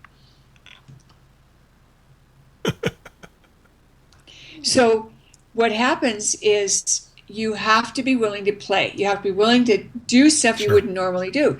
You know, and the guy who calls me and says, "Well, you know, it's not working." And I said, "Well, give me an example." And he said, "Well, I asked my higher self whether I should put my, you know, if I should put my right shoe on." And I said, "Well, you're not going to go shoeless. You don't live in Hawaii." He said, "Well, I was asking if I should put my right shoe on first or my left shoe on first." And I said, "That's a question of no consequence. That's not a real question, because you're going to put on those shoes anyway. You have to ask, higher self, is it my highest and best good to wear the brown shoes or the black shoes?" And you keep asking till you get a yes. I got you. Mm-hmm. See, I would have been like that. I would have been like the guy who said, "Well, do I put on my right first, or I put on my left, or do I get out of bed, or don't I get out?" And you're saying that, well, those you're going to do anyway, so those are kind of irrelevant. You That's actually right. have to ask. Irrelevant. It's like, should I eat breakfast? Only if you're willing to skip should you be asking that question. Yeah, Because yeah. you don't say, "Should I?" You say, "Higher self, is it in my highest and best good?" Blah, blah, blah. And the reason is because if you just ask the question without naming your higher self, you know, your ego can jump in and surprise you and give you an answer. Gotcha. It's happened to me when I was doing my own practice period. And again, my higher self taught me this protocol to teach everyone else. So, you know, I went through it myself as a student. And when I complained to my higher self that it had told me it was okay to do something and it didn't turn out the way I wanted, my higher self said, "No, you never asked your higher self." And I said, "Sure I did." And my higher self said, "Oh no, you asked the question, but you didn't call me. You just asked the question and your lower self answered." There you go. The mess you up. I got you. Now, Because there's two more things. Yep. Don't ask predictive questions. Okay. And you don't use any other form of divination during your practice period. So say from now until November 1st, you don't use pendulum or muscle testing or cards or anything like that. Yeah. Now, if you're a therapist and that's your work, then you use it for your clients, but you don't use it for your own purposes. Gotcha. Yeah. Gotcha. And what happens over the 6 weeks is you get all kinds of wonderful confirmations after the fact. You ask your higher self about the restaurant you should go to. You keep getting no. You finally get one where you get a yes, and you show up at a place you wouldn't have normally picked, and there's somebody you've been looking for. And that kind of stuff starts happening. And that's when your ego gets it, that your higher self is going to help you win the game of life. And so it's kind of like me saying to you, you know, I've won $12,000 in the last 6 months at the races. You know, I won $3,000 last week. I won $5,000 the week before that. And I think I won, you know, $8,000 before that. You want to go with me next week? Heck yeah. Of course you're and you're going to bet what I bet, right? Yeah, I am. And so, you know, I've become your new best friend in that moment. And that's what happens. The ego and your higher self become best friends because the ego gets it after the 6 weeks of practice. And why 6 weeks? Because it takes 6 weeks to get new DNA. And that's straight out of a book written by Donald Edelstein, who is a chiropractor who developed the whole network program. Mm-hmm. And he explained how we all get new DNA every 6 weeks. So it makes sense that in 6 weeks' time, you will be so comfortable with your higher self symbols or signals that you could be in bed with someone with your clothes off and ask, "Is it okay?" And if your higher self said no, you'd be able to hear the signal and get out of bed. It's kind of like a detox period. The 6 weeks. It's getting all the junk. You could call it a detox, but it's really meant to be playful. And detoxes aren't always playful. That's true too. And it's really funny because I'm definitely I'm with the program, so I'm gonna tell you I'm definitely gonna go through this. I already you talked about food. I love food. I'm a foodie, and so you're sitting there and I'm already hearing the voice say no. no, you don't need that. Well, you don't need that. I think if you really want some food that's put in front of you, don't ask. Just enjoy it. Because you're not going to be asking about stuff that you care about. And it's just like people who are smokers, I always say, please do not ask your higher self during your practice period if you should quit smoking. Yeah. That's like a bad idea. Because if your higher self says no, well, then fine. But what if your higher self says yes? Mm-hmm. Are you ready to quit right this minute? And besides, that's more stress to put on you. And you're supposed to be playing. You're supposed to be really playing. And part of the playing is to see what happens, to be surprised. One time my higher self told me, it was kind of a rainy day, and I asked, is it my highest best good to carry an umbrella? You'll notice I didn't ask, is it going to rain anymore today? I just asked, am I to carry an umbrella? Yes. And then I had two choices, the collapsible umbrella or the cane umbrella. Nope, take the cane umbrella. I never once got rained on, but I did trip on the sidewalk, and my cane saved the day. Gotcha. And then there was the time that I was dating a man who I really loved. And he and I were apart for a while he was doing a project, and he was off-site at a construction site. And I kept getting messages that he was with someone. And so I asked him, I said, is there any possibility that you're seeing someone else? Oh, no. And I said, are you sure? And no, of course not. And then a couple of days later, I was giving a presentation to a very large audience. And I said, I've been working with my higher self since 1994. I've been following my higher self, pretty straightforwardly ever since then. And while I'm delivering the presentation, my higher self comes in and says, no, you haven't. And now I'm having two conversations, one in my head and one with the audience.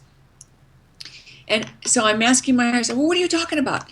Well, that conversation you had with your sweetheart. So, when I got back to the hotel from that presentation, I sent my sweetheart an email. And I said, I know I asked you, and I know what you said, and I believed you. And I believed you because I really love you, and I wanted you to be right. But this is what happened to me today. And my higher self said that my higher self was right. So it's okay, I know. And he wrote back and said, I forgot who I was dealing with.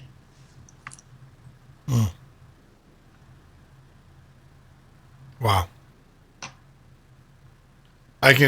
Sometimes you got to be careful that like you said, be careful of the questions you ask because you might not like the answer. Well, I think it was important because, someone like me who is doing spiritual work, not only for my own benefit and my own students' benefit, but also on behalf of the planet, it's important for me to stay in integrity. And I would not judge someone if that happened. I was simply looking for clarity because I was getting the messages and I was trying to make sense out of the information I was getting. So, and that's the thing, when you get that connected, each of us benefits, even if it hurts in the moment. Like the time my higher self told me to do some healing chant work, and I started to do the healing chant work, and I started to weep like I had this huge loss. And then, in that process, I was thinking about my children, and it was the first year that I wasn't in Wisconsin with my family for Christmas, and I had told the boys that I would fly home. They were all adults, but I still wanted to be with them. Yeah, I'd fly home, in time to do the family Christmas with them. And I kept reminding each of them by email, and I never heard. So then I finally thought, well, I'm going to just call my ex-husband in the morning. So I called him the next morning, and he said, no one told you. We got together last night. And I was doing the healing work real time. So good stuff. Yeah. Well, let's talk about that. Let's talk about how we deal with those circumstances when we get back from the break. So we're going to take another hard break. And when we get back, we're going to talk with our very special guest, Maureen St. Germain, as we progress through the evening. You're listening to the Midnight Ocean Radio Show and Podcast. Midnight Ocean with Jeff Norton on the Paranormal State Radio Network.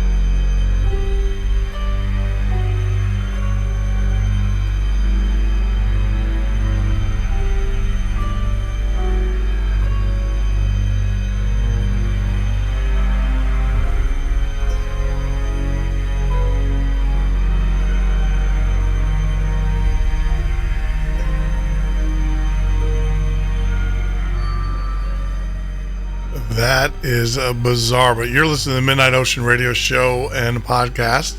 Mercury definitely is in retrograde tonight. I don't know what happened there, but our computer system decided that it was going to stop work. I am telling you, we every time I have these types of shows, Maureen, I have these types of issues.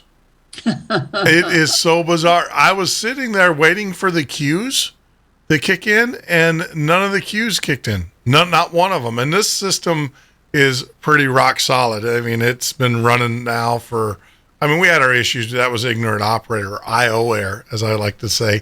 But this thing's been rock solid. And I was sitting there because it gives me cues in the ear to let me know when things are coming. And none of the cues came in. Here I was looking up the voice, the voice talent. And for everybody that wants to know, that is Andrew H. I don't know Andrew's last name, but he comes from voiceover.com. And so they do our voiceover work for us, and he does a phenomenal job. And we're going to have a lot more. You're going to hear a lot more of him in the coming months as we start get our syndication process goes. Because what we do is, in the radio world, we use the reason why you want to use a deep voice, there's a 26 megahertz a tone that goes along with that tells the radio stations that you're going to commercial. And so you want to have a deep voice so it hides that tone so people can't hear it in the radio with syndication. What a great explanation. I never knew that. Yeah. That's why when they do the breaks and stuff, that's why they do it. It's an old radio. You can hear it slightly if you know what you're listening for, but it's the way the computers talk to each other. Whatever. It's the way the computers. But so I got distracted. That was really bizarre. Now I will tell you, I am doing it freeform the rest of the night. So we can talk as long as we want to with no breaks.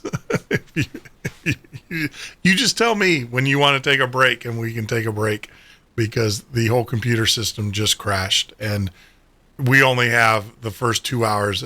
Right now we have an AM station that refeeds us for the first 2 hours up to midnight. So where were we right before we took a break? You were sharing with us, I've always been told this. Don't ask the question unless you're willing to accept the answer. How often does that happen? And what do we do as, I'm sure you've been doing this since 96, I think you said. When you're new to this, how do you deal with those situations? Because there's some things, like you said, that's emotional stuff. When you get that voice back, do you recommend a new person? Well, first of all, we were talking about the higher self connection. Yeah. And I just want to give people a couple of points before we kind of move a little bit away from that. Sure. You can ask and ideally will be asking your higher self these unimportant questions 30 to 50 times a day on unimportant, matters that you're willing to go along with. Now, I will tell you that as you become more connected with your divine self, no one can lie to you. And so I know you mentioned the difficult things, but life, as you know, comes with its highs and lows, just like the ocean. Okay. And so, we get the good times and we get the rocky times. We get the seasons, where everything's going really well and we're really happy and joyful. And there are other times when we're pulled back, we're grieving or we're dealing with loss. And the thing that I know from all of the spiritual work that I have done is that we are not meant to replay the emotions that we have felt as much as we do. So we replay, for example, our wounds, and we cry again. And that's maybe useful in the moment, but it doesn't serve us to keep going back and replaying it. And that's how some kinds of mental illness, kind of get their status or their structure, is from replaying wounds, and then they make kind of a groove in our consciousness. So I think the emotions are important because they give us contrast. They give us the experiences that we long for, that help us feel that life is worth living. But sometimes life is still filled with sadness. Sometimes life is filled with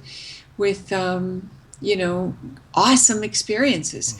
And no one likes it when they discover that, someone is not being honest or faithful. But, we each have lessons that we are choosing to experience. And some of us are experiencing more than our fair share because we're holding the balance for the planet. And that's okay too. So, one of the things that I began teaching people early on is once you could connect with your higher self, when you're having a really tough time and you want to know what's going on, you can ask your higher self, is this all my stuff? Or am I holding the balance for, a larger group or the planet? And this is also where the Akashic Records comes in, because a lot of times in the records, you will get information on a certain piece of experience that you had no idea of. I had a woman who studied with me and learned the Akashic Records, and one of the tools that I use is I teach people their higher self connection first, and then they are taught to go into the Akashic Records. So she asked, this is part of the protocol that I teach, is that for practice, you go into your higher self and ask a question, and then you go into the Akashic Records and ask a question. And so she was asking about her adult daughter, who was probably 35 or 36 years old. She had 3 children. All of them had moved out. All of them had trust funds from their late father. And the oldest one was still living at home. She had a new car. She still had plenty of money in her trust fund. She had a part-time job. The mom really wanted her to find her own place and move on. And when she asked the question, what's going on with my daughter, or what do I need to know about my daughter who's living with me, she was told to be loving and compassionate and patient. And, her daughter just needed to be feeling safe. But when she asked in the records, the record keepers gave her a richness that she didn't get from her higher self. And that's typical, by the way. The higher self is very perfunctory and, spot on, gives you good information on the spot. But then for the richness of why people do what they do, the record keepers showed her how frightened her daughter was about life and about her own experiences. And then the record keepers told her she will always be there for you. And the way that was worded, and then she was able to see her daughter's fear and feel her daughter's fear. Well, that changed the mom. The mom changed because she had this experience, and she was so much more able to be compassionate and loving. And she tells me today they're buds. They're good friends, and they enjoy each other's company. Pretty amazing. That is, what the other thing, and this is intriguing. I'm changing my codex. Why, when I asked that question, when I asked you the question that started all this, the answer I got back is, we're building trust. Exactly. And that was as I'm sitting here looking at the audience straight in the eye through YouTube, I am telling you, the minute I asked you the question, the response that I got back was, Jeff, we're building trust. Yes, and this is something I like to remind people. Trust is one thing and knowing is another. And at the end of 6 weeks, you move from trust to knowing. And what's the difference between trust and knowing? If I make a date to meet you for lunch, I trust that you'll show up. That's right. I know the sun will come up tomorrow. Yeah. So what a concept to know your higher self. That is, to have that, you're absolutely right. And that's, wow. That was weird. That was a weird experience. Here we go. I got to change my lexicon. That was a very impressive experience. The fact that I answered the question, or I heard the question. So during this 6 week, it's all about building trust, like a good friend. and knowing that they're not going to lead you astray. That's cool. I'm down with that. And it is so amazing. It is so enlightening to know that, we go through life, and I can't put words on it, but you've actually helped me, and you're going to help me, because I'm going to get your books and I'm going to send you to make that next step. And it's pretty cool to know that to get out of the, I don't want to say self, but to get more into the self, into the messages that our higher power or our higher self is telling us. I just had that experience. I don't know if I'm at a loss for words, and I'm very rarely, for those that know me, know that I am very, yeah. I'm at a loss for, I'm sitting here going, that message that just came through. I don't want, because I'm changing my lexicon, but the old Jeff Norton would say that just freaked me out, but it didn't. And the new, I'm enlightened. I'm like, you mean I've been going through this? I want to gather all my children up, my 3 daughters, and my grandkids are too young to understand it, and say, look, we gotta start listening to ourselves, and first discover who our self is, and then our higher self, and then start listening to it, because this is an awesome feeling. It really is. It really is. And it's like I just got electrocuted. Like, not in the sense that, please don't think I got electrocuted, but that feeling, do you run into this a lot with people, newbies, people that are like myself, maybe on the hedge or on the fence? And I'll tell you, I hear a lot of, doing these shows, I meet a lot of people, and I hear a lot of things, and there's that little meter that goes up and goes, but I can tell you, this experience, you sold, because I sold. I mean, I am definitely, it's bizarre. It's really, and I got stuff. I'd like to share a couple of really cool things. Yeah. Now, I have, in addition to all my books, I have lots of blog posts that a person could read and really get some good information. But I want to tell 2 really wonderful synchronicity stories that kind of really bring home, this experience that you're having, and also brings home the new way that we're all going to be living. And that is from a place of absolute surprise and delight and oh my gosh. So the first story is about a man who showed up at a workshop when he was 21 years old in Madison. Okay. And I was teaching in my home at Christmas time. I always taught 1 class a year in my home. And through a complicated series of things that happened, he ended up driving to Kenosha with me, and he said, he wrote me recently, and he said, I did this when I was 21, and it was such a profound experience that I always remembered you as one of the most spiritually enlightened teachers I have ever met. And a couple of weeks ago, I started remembering you and thinking about you. And I thought, well, let me go to your website and see what you're doing. And I saw that you were teaching in Taiwan, and I'm living in China. So I'm thinking I'll come to Taiwan and take your class. And I looked at this email and figured out when it was. That was 12 years ago. So he connected with me. And, there's going to be a whole other series of the synchronicities. But to think that someone who took a class from me 12 years ago suddenly has a hit that I'm going to be in his neck of the woods, and he better show up and connect.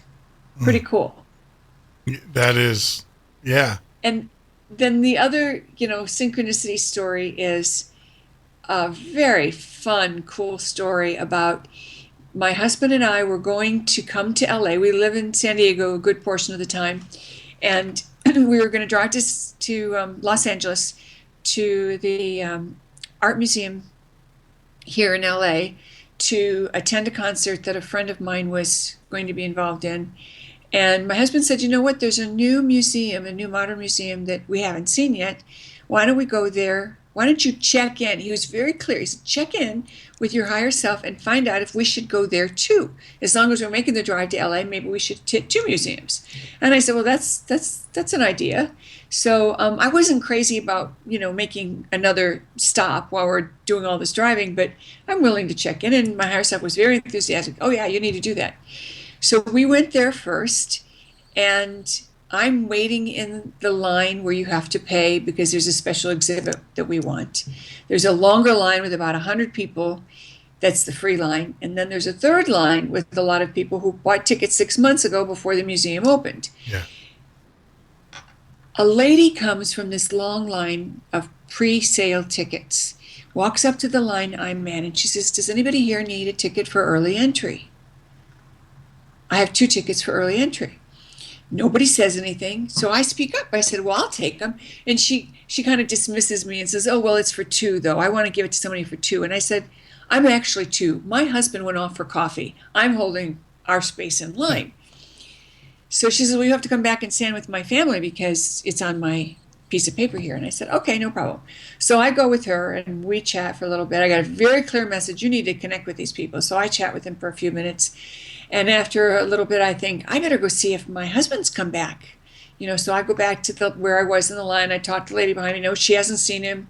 So I head back. When I come back, the lady says, here, you better hang on to this. I'm going to go check something out. And I look at the name on the tickets. Mm-hmm. And it's a very long German name. And it's the same name of a family that my parents were best friends with when I was growing up. And so I said, this is a very interesting name. I used to know somebody with that name, but they're from Ohio.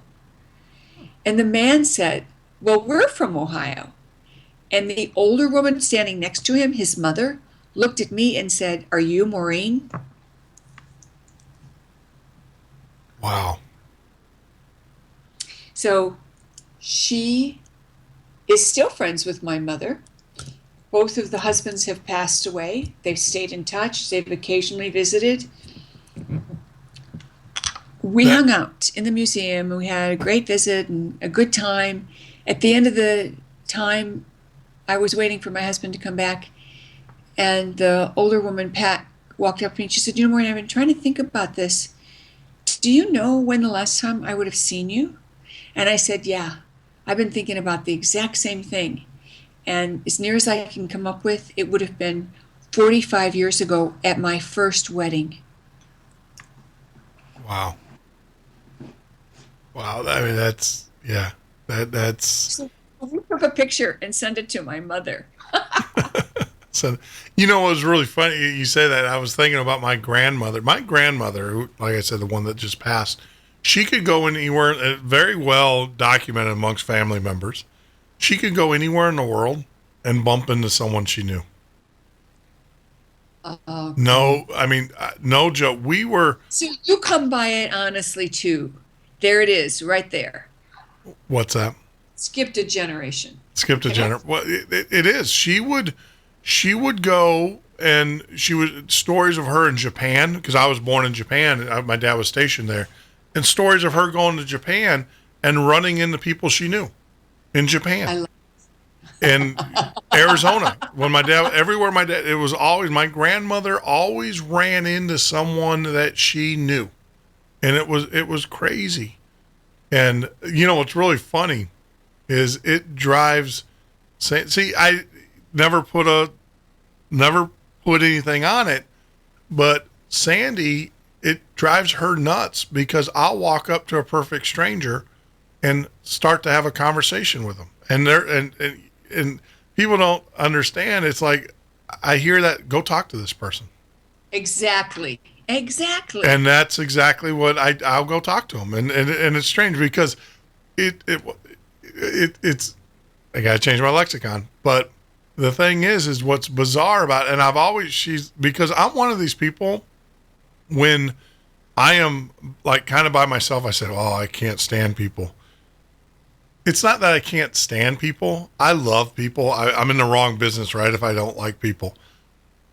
The problem is that most of the people, I feel drained when I'm around them. They drain me.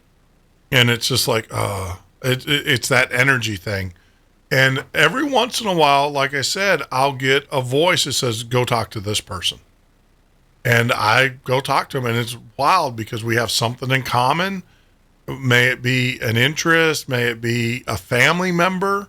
I've had that happen where just the other day, I was out at the yacht yard and my boat got sunk by the hurricane, and I'm talking to a guy who's an insurance guy, and we start talking, and I was pretty upset because unfortunately, I spent a lot of money I don't have at the time because my boat is damaged and I have to repair it, or the yacht yard's going to condemn it. So we're going through this whole process, and out of all the circumstances where I don't want to talk to somebody at this time because I'm getting bad news, really bad news, a guy comes walking over to me and he's like, well, what's the story of the boat? And I'm like, and then all of a sudden I heard that voice said, talk to this guy. So we start talking, and come to find out he's an insurance agent.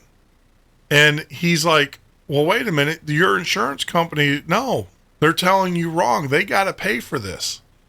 And that conversation, and then it got to the point to where he was like, yeah, my wife's up in Michigan. She's and so then I started talking to him. I'm like, well, what lake is she? And come to find out, his wife is up in Higgin. Now, my mom and dad don't know the people, but his wife is at the same lake that my mom and dad are at, where they have a cabin. And so I'm texting my mom saying, do you know this family? And she's like, no, I don't know them. But it was just that whole synchronicity, though, the fact that here I am, I'm dealing with an insurance company. They're giving me one story. A guy walks over. He says, and out of that voice said, talk to him. Had no idea who this guy was. Didn't know we started talking, and come to find out he's an insurance guy. And he gave you good advice. And he's like, tell them this, and this. They have to cover this, and this. Don't let them, don't let them. And he's giving me the advice, and then come to find out his wife's at the same lake that my mom and dad have a cabin at, vacationing. Who knows? They might bump into each other, right? That might be the whole storyline there. But then right before he left, which was really bizarre, he turns back to me and he says, are you going to restore it? I said, yeah. I said, I got to restore it. This boat means something to me. There's a history behind this boat greater than myself, out of Chicago. It came from Chicago. It was a transplant just like me. And I said, yeah, I'm going to restore it. And then he goes, when you're done with it, he said, give me a call. He said, he goes, I'll buy it from you. And I was just like, it's like, okay, which is kind of telling me, because Sandy was happy that the boat got swamped. She was hoping the insurance company was gonna try, but this guy came, and it was weird how it's not weird. I get it now, because you're saying that voice is saying, look, you got, my life's been like that all throughout. Sometimes I listen, sometimes I don't. My ego, as you say, will kick in and everything. So that is incredible. Now, I do want to talk to you. We talked about higher self and how to do that. And what book? You have several, and you are an Amazon bestseller writer. So what book should a person start out with before they, of course, can attend your seminars? Hey, guess what, though? Before you answer that, guess what just started working? The computer. The computer. This is awesome. There you go. I was going to say, this is awesome. The computer just cued me. And of course it kicked in. Cool. So let's take a break. And then when we come back, let's talk about where we start as far as books go. So we are talking with our very special guest, Maureen St. Germain. And guys, you got to understand, I'm trying not to take over the conversation. I promise I will let Maureen speak more, but I am so happy and so amazed at our conversation. This This is the Midnight Ocean with Jeff Norton on the Paranormal State Radio Network.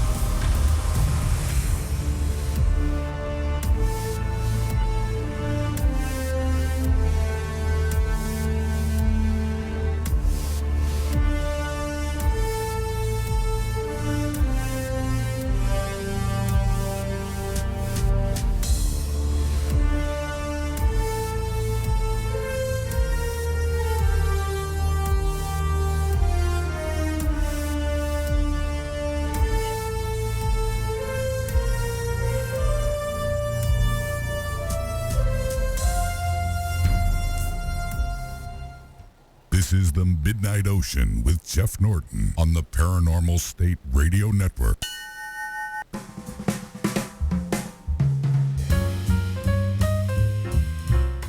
That is...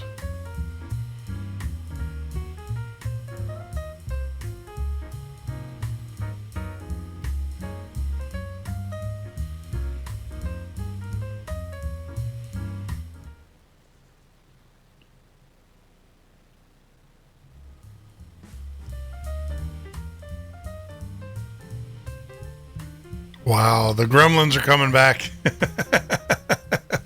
So that was bizarre, highly bizarre, but that's right, Andrew. You're listening to the Jeff Norton of the Midnight Ocean radio show and podcast. As you guys are probably watching me on YouTube going, what is he doing?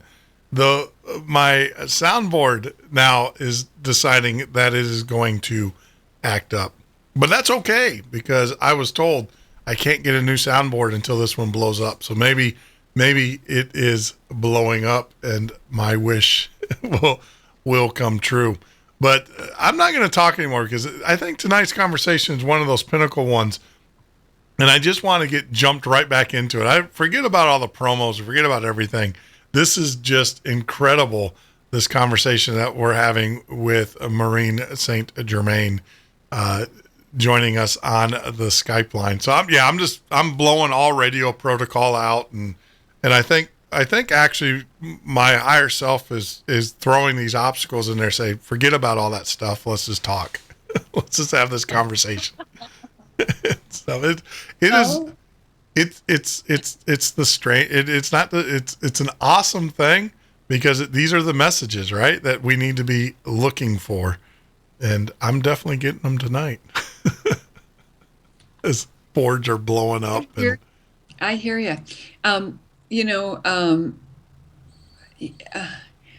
When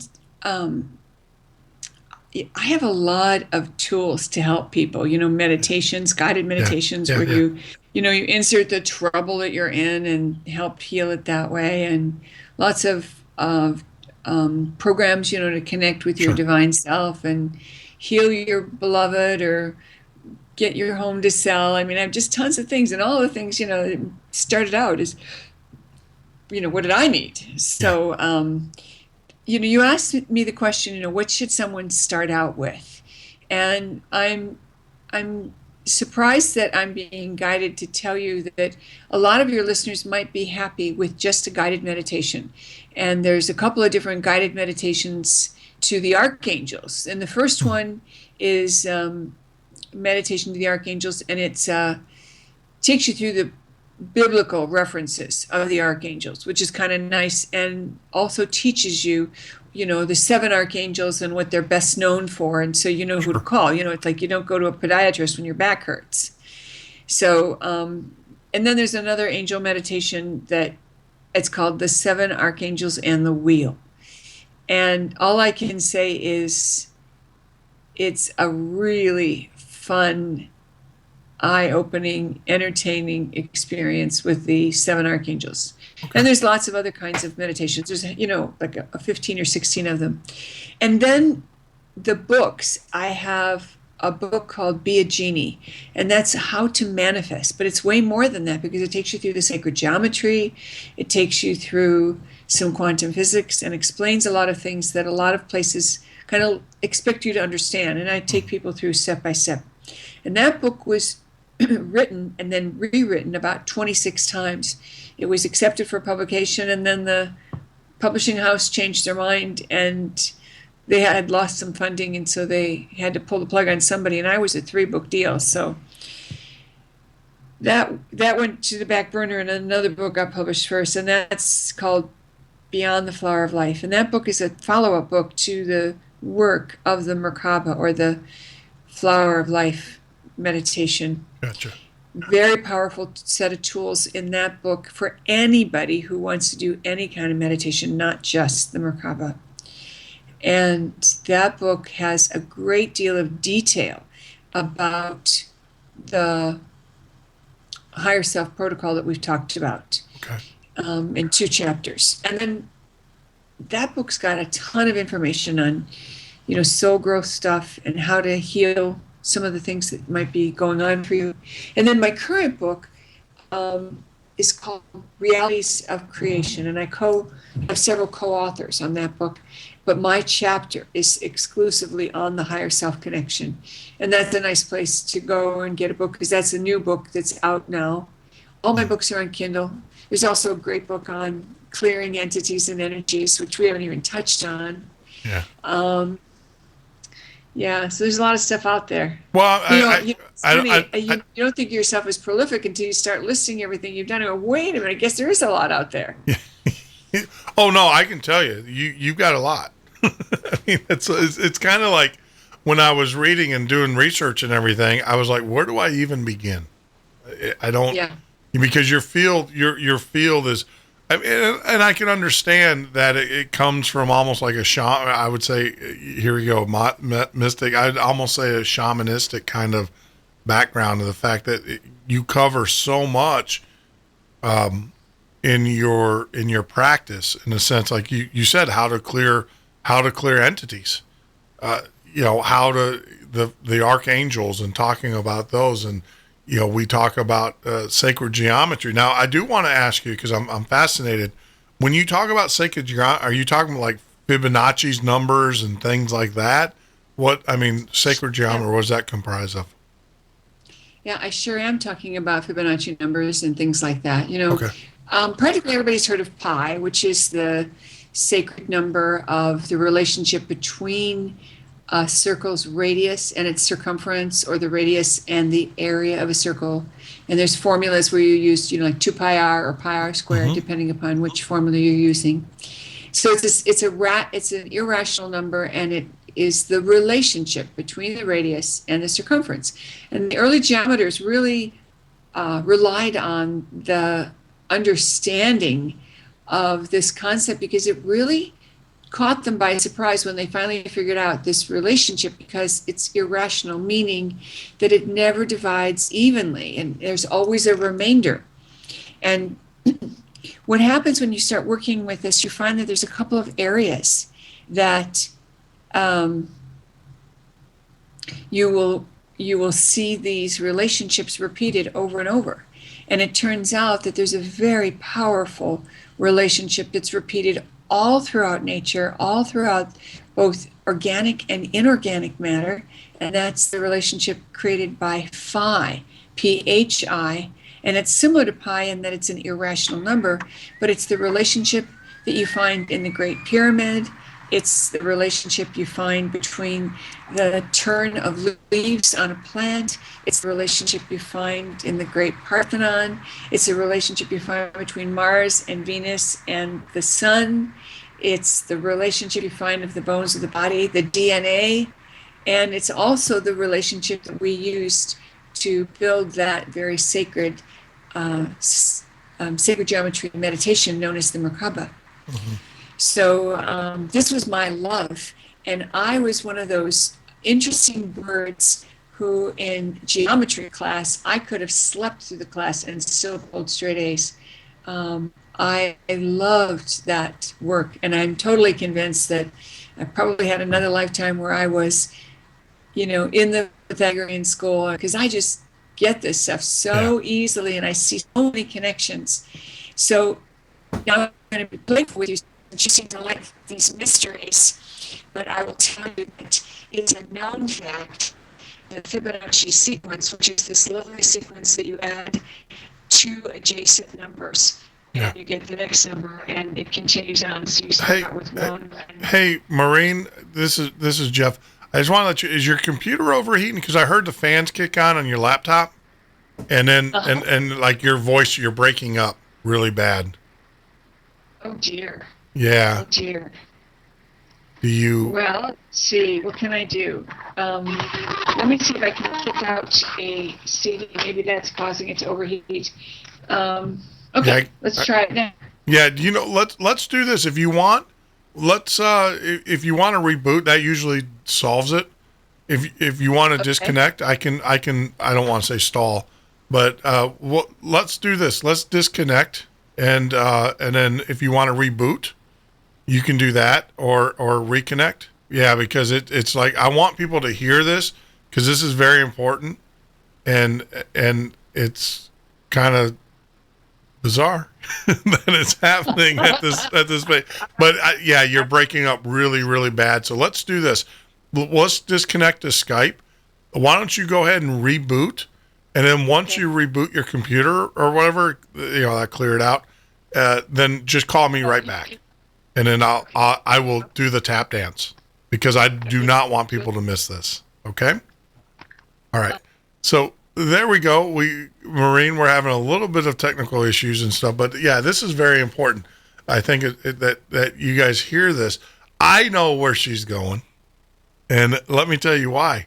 Two of the most fascinating classes that I've ever taken was the history of pi. That's right. I actually took a class, a college semester class on the history of pi. And the other thing that I took a class on was zero. The concept of zero, which, believe it or not, is a modern day concept. Well, when they say modern, it was, it's a modern day concept. It goes all the way back. About the Greeks are the ones that created the term zero, or the concept of zero, the concept of nothing, which actually, if you think about it, revolutionized math. Think about it. Go back and think about how math would have been if you had zero, nothing, the concept of nothing. And that was what was pretty cool. So we will see if we can get our guest, Maureen J. St. Germain, back on, and let's see if we get a better audio here. And like I said, I know where she's going. Maureen, are you there? I am. It's still, yeah. Let's see. Hopefully this will work out and everything. But I definitely wanted our audience to hear this, what you were going to say, and uninterrupted. So I will shut up and let you take it back over again.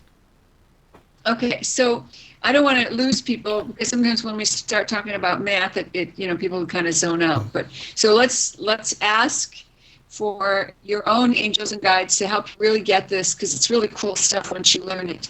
And that is, we all know the number pi, which is that relationship between a circle and its radius, or a circle and its area. And there's another relationship known as phi, P-H-I, that is the relationship found between the DNA spiral. It's found between the length of the bones of the body. It's found in the relationship between the distance between your chin and the spot between your eyes and then your forehead. It's the relationship found between Mars, Mercury, and Venus. It's and the Sun, rather. It's the relationship found in the Great Pyramid and the Parthenon. And it's a relationship that we know scientifically we prefer that. And it's a relationship that you could think of as a rectangle, kind of like the size of a shoebox kind of rectangle, where the one edge is longer than the other.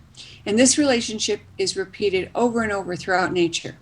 And it just so happens that Fibonacci sequence that you were talking about earlier, that magic number series that begins with 1, 1, 2, 3, 5, 8, and each number of the sequence is based on the addition of the two previous ones.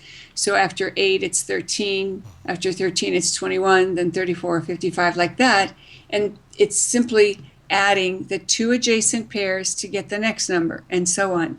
Well, it turns out, and this is a part I wanted to throw at you, Jeff, is that you can take any two numbers and make a addition, just like I've shown you. It's called a logarithmic spiral. So you could start with 2 and 56 and add them together and get 58, and then add 56 and 58 and get 122, and keep doing that until you get to the 9th and 10th iteration, or the 9th and 10th addition.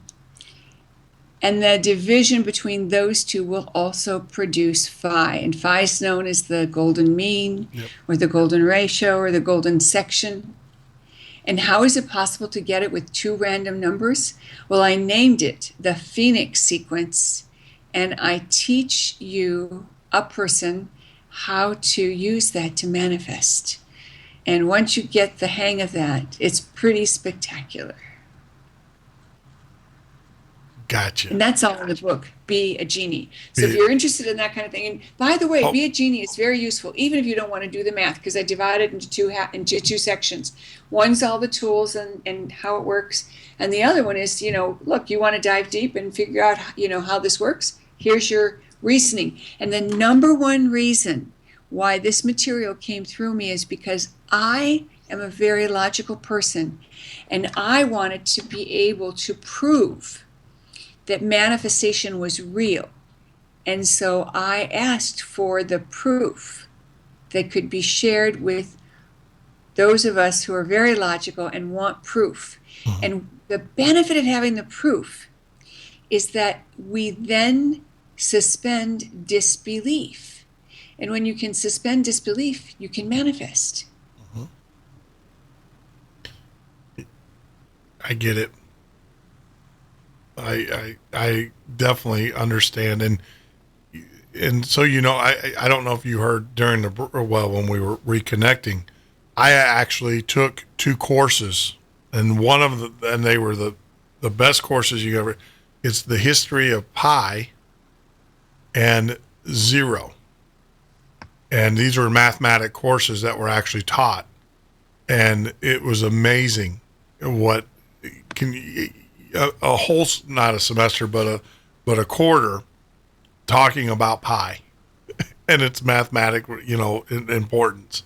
And it was just an incredible course. And also then 0, which was the other one.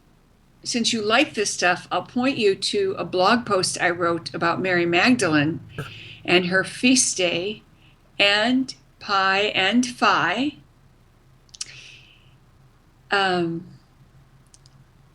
It's you can just Google Maureen St. Germain and Mary Magdalene's feast day. That'll give you the post. I mean, if you want to put it in the chat room, I can put it back. I can put it up. But no, go ahead. Okay. I'll get it.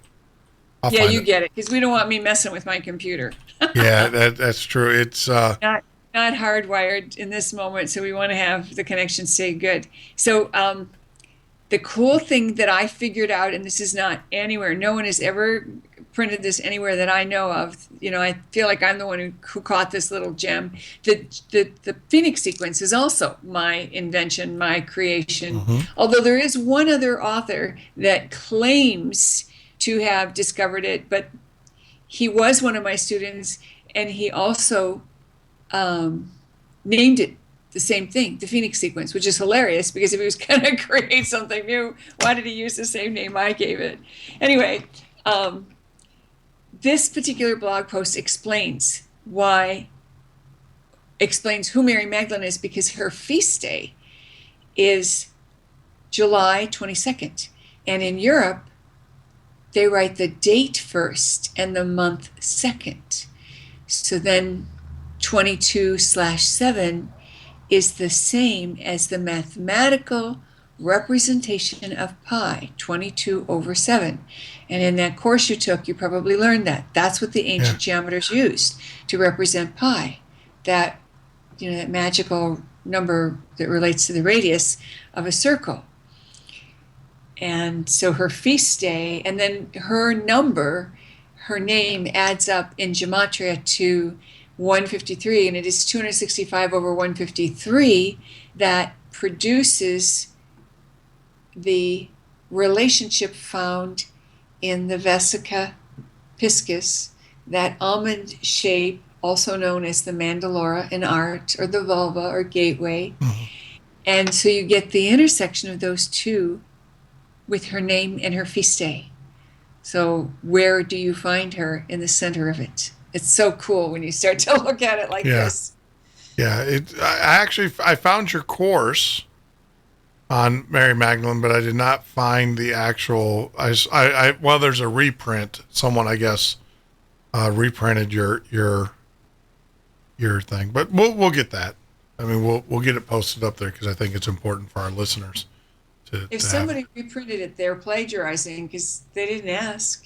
Yeah, someone reprinted it out. Well, I'll go. Well, you know what's really strange? When I went to it, I had to close it down because it wanted to install a JavaScript application on my computer, which is a no-no. It's someone, I think, that is using your story to lure people in to infect their computer, unfortunately. Bummer. So let me see if I'll pull this back up. Yeah, it's highvibrationliving.wordpress.com. I know who that is. No, that's someone I know. That one's okay. Well, if you just Google Flower of Life blog with hyphens, so the word flower hyphen life hyphen of and hyphen blog, Flower of Life with hyphens. Okay. It should. Cool beans. Cool beans. I actually can put my fingers on it pretty easily if you don't get it, because it's pretty fun. Yeah, so anyway, the sacred geometry stuff is very amazing, just amazing. Yeah. And, we're also fortunate because, the ancients really did their homework on this, and they carried so much in their head, makes what we do mathematically and otherwise seem like child's play compared to what the ancients were able to do. It's pretty impressive. And you only have to be a listener of the show. I mean, for me to understand that, because it's, how do I say this? It is, when you look, I have Egyptologists, I have anthropologists on the show. And the first thing we talk about is that we're still trying to figure out how they did what they did. To this day, even with all of our sophistication, our computers, our mathematicians and stuff, we still can't figure out how they moved the stones. We still can't figure out we understand the geometry, but we don't understand how they could get it that precise in their building methods. And it just goes to show me that they were divine, that there was a higher order there that was directing these individuals, these cultures, these societies. And I'm a believer. And I'm not afraid to tell people that, because explain to me how you move. Like, I think one of the examples, right before I gave the show, before you came on, I was talking about how the capstone for the pyramids in Giza, or the foundation stone, they've already said if you take 20, it would take 20 of our largest ever man-made cranes to move that block of stone in its position. And the fact that they laid it precisely and perfectly is just, like I said, you're dealing with beings of a higher order. There's no doubt about it. And I'm a firm believer that I think we actually, as we go through life, we're actually, I don't want to say becoming dumber, but we are moving our intellect from a higher self, as you talk about and you write about, to more of a technology. We're getting, how do I want to phrase this? And you tell me if you agree with me or not, and it's fine if you don't. And your higher self will tell you to agree or not, I'm sure. But my thing is that, we're getting outside, with our higher selves, we have so much power and so much abilities. And the problem is because of all the distractions with technology, all the distractions that are put in our world today, we're getting out of that self. We're distancing ourselves even more so from ourselves. I mean, is that a fair statement? Am I learning? Well, I think there is what I will call a shadow part of our reality that would prefer us to be dumbed down. But I also think that when you have the higher self connection and when you do this work, you can't be fooled anymore. So even if, society's being pushed or prodded or encouraged to behave badly or to not be using their brain like they could, then when they do the spiritual part, they hook back up to their divinity, and all that so-called programming is like a smokescreen that just kind of falls away. So aside from the obvious benefit, okay, I'm going to be reminded to come home with flowers, even if I did forget that it was the anniversary. Aside from the obvious cool benefits like that, there's the secondary, deeper, richer benefit that means what's really going on, and you see through the charade, however you want to call it. You see through the machinations of news that are manipulated. Mm-hmm. And you're not alarmed by it because you're connected to God. So nothing scares you like it might have otherwise. Even when you need to do certain things to be safe or to take care of yourself or your family, you're not in fear. When I was in Hawaii, and Fukushima happened, there was a tsunami headed right for my hotel, and my hotel was right on the ocean. And I had a group, and the hotel had to evacuate all the guests. And so, my group was gathering their things, and we were going to take, one of the vans that we had up to high ground. And my group was getting a little, I would just call it survival mode. Uh-huh. And I stopped them, and I said, no, wait a minute. We're going to stand here. We've got time.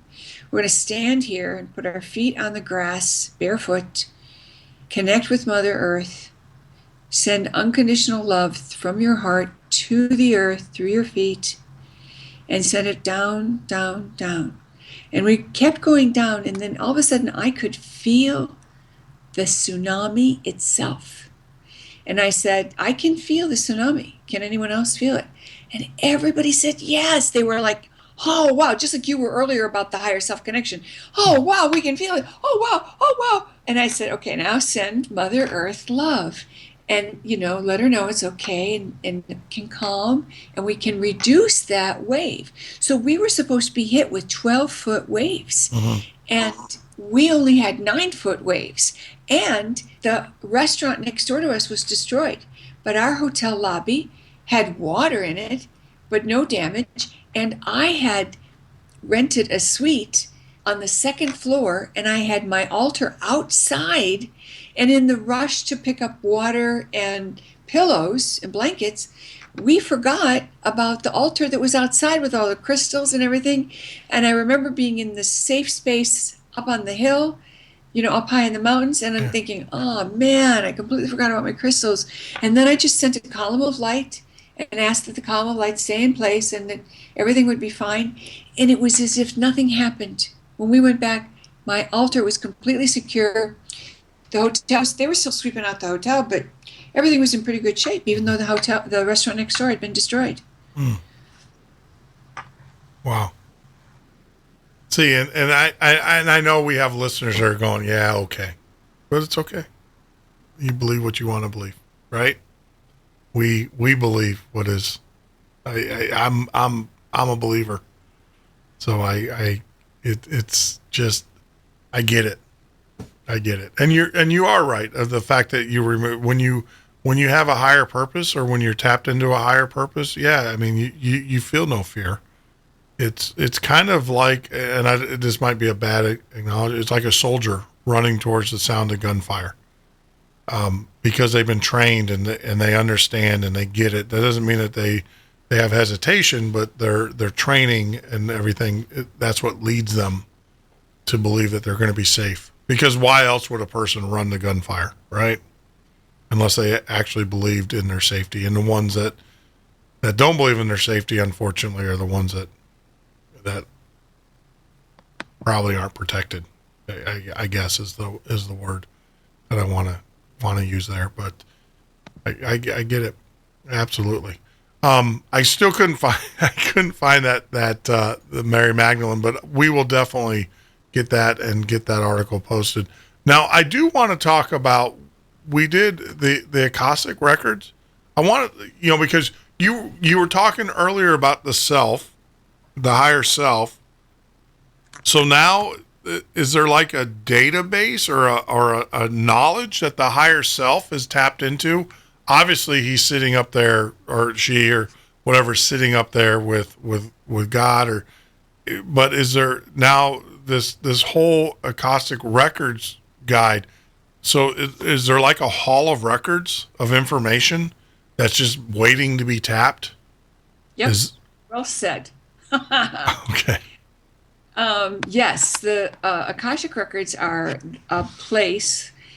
Some say it's part of who we are, and that's probably true, but in a more linear sense, it's separate from us in the 11th dimension, and it is an energetic blueprint of the reality, not only our experiences that we are physically experiencing, but the road not taken, the experiences we think we chose otherwise, and our possible futures. There's a lot of data there. And it's a way to tap into understanding why things are the way they are, And it's a way to get our arms around the human condition. You know, when people go through trauma or hard times or sadness, and then they have a need for a solution of some sort, going into the Akashic Records is very, very powerful. Also, going into the Akashic Records often validates what you already know or what you've hinted at. Like, I had a client yesterday, and in the opening remarks, his guides said, you need to go ahead and take action on that thing you were thinking about doing. And they're very emphatic. And I have no idea what they're talking about. So then when it's time for questions, he says, well, what were they talking about? And I said, I have no idea. Is there something you were thinking about doing that you decided not to do? And he said, no. And I said, well, I don't know. And then later, as the reading unfolds, he says, I was thinking about doing such and such. Was that what they were talking about? And the answer was yes. So sometimes you don't even know what you are being told until you put it together. Other times when I've been in the records, I've been given such interesting information that, there's just no way I could know this. For example, there is a storyline with a client who, the minute I opened up her records in opening remarks, I said to her, now you don't have to be afraid when you get on your boat. You don't have to struggle to make sure your life vest is on. You're fine. You're going to be fine. You're okay. And she said, how did you know I had a boat? And I'm thinking, I didn't know you had a boat, And so at the end, she says, I don't believe in reincarnation, but if I did, I want to know how I died in the past life. And the record keeper said, well, you drowned. And she went, ugh! But in that moment, she cleared all the fear, because it was her. She was attracted to be near the water. She was attracted to be in a boat, even though she was terrified to be in the boat because she had drowned in a previous life. Wow. I actually had a guest on last week. Well, no, it was this week, that said that you talk about like past lives and everything. One of the things that they said is that there is an infinite amount of wisdom, because all of your lives have lived all of the universes and all of the dimensions. And the problem is that we just don't know how to tap into those.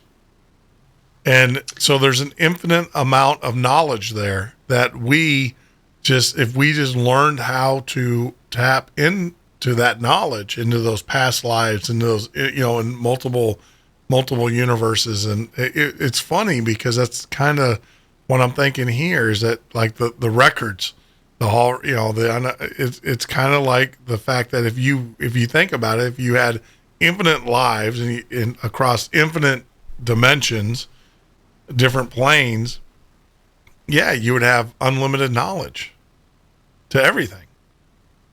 And it's, now that you bring that up, it made me think about, when he made that statement, when we were talking, I didn't brush through it. I heard it, but it just kind of went boom. And now I'm like, oh, now I get it. I understand. It is really, I'm changing my lexicon here. It is really cool on how these conversations that I have build upon each other. Even though, the only thing I take issue with is, I don't believe that the number is infinite. I believe it's very, very large, but I do not believe it is infinite. Okay. Infinite means something very specific. And I believe that there is a finite number of experiences that we have chosen to take, and that perhaps the permutations might go on seemingly infinite, but I don't believe they are infinite. I think there's a real limit. And in fact, I've even been shown that, every time we make a decision, there's 5 possible choices, 2 below grade, 2 above grade, and 1 divine choice, so to speak. So that divine choice gives you the higher self version, or the aspects that would move you closer to your divine self quicker. But that's the typical scenario. And certainly I agree with your prior guests that we're all living multiple lives on multiple dimensions. And that certainly adds an element of experience that is a resource if we find a way to tap into it. Oh yeah, I mean, yeah. Think about it. You can, how do I say this? You can find that resource that took that job interview before you did, and ask it, how'd that career turn out? 20 years from now, and there's like, well, yeah. You should have, Well, no, you should have become a surfer in California. You would have been much more rewarded. One of those experiences, I had a very profound awareness of me in another dimension experiencing the road not taken. Yeah. And I asked my guides about it, and what I was shown is that the people involved were funding it with their energy because there was certain guilt that we all felt around our decisions. And so as long as we had a little bit of guilt on that, we were going to continue to fund the alternate version until we stopped feeling guilty and let it all go. And then it would just evaporate and cease to exist. But we had those experiences. It was very wild. Yeah. And I know there's a lot of people out there listening going this, but like I said, I think to be honest, to be fair, they need to read your books, the Archangel books, go through the protocol, and be honest with yourself, and give it a 6-month trial. What worse can you come out of at the end of the day? I mean, how bad can you come out besides just being at peace? and if it works out for you, which I'm sure it will, think about how better off your life is going to be from that point forward.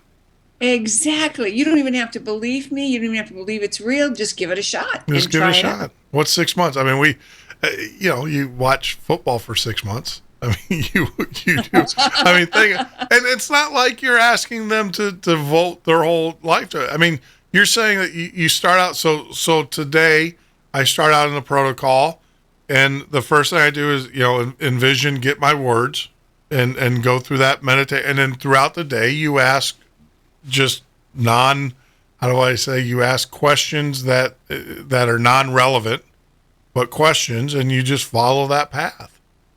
And you ask questions about stuff you don't care about. Yeah. And then whatever the direction is, you take it. You do it. And one of the things, just to avoid confusion, if you ever get in a situation where you ask a question, you don't get an answer, you ask it again, you don't get an answer, then just make a decision.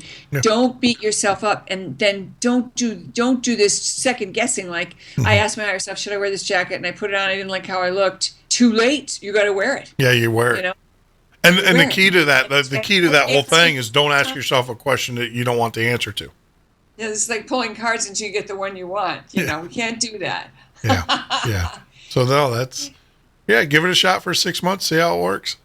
I mean, I actually think the whole exercise, though, is like you said, it's a trust building exercise. You're starting to learn to trust your higher self.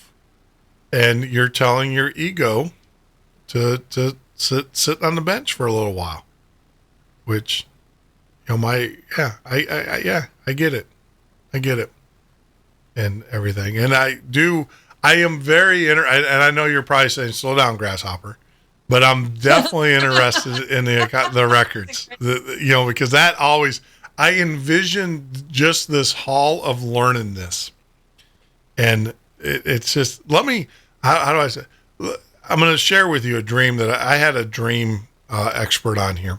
She was actually my second guest, my very first. Yeah, I know Kelly. She's lovely. So okay. I know we're friends. Yeah, she's lovely. Well, there you go. So there you go.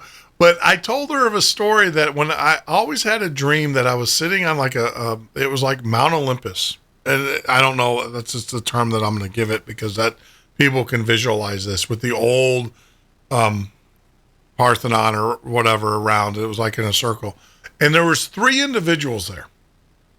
And the 3 individuals, one of them was a guy in a hood that you never saw his face, never saw any flesh, nothing. He was just in a hood.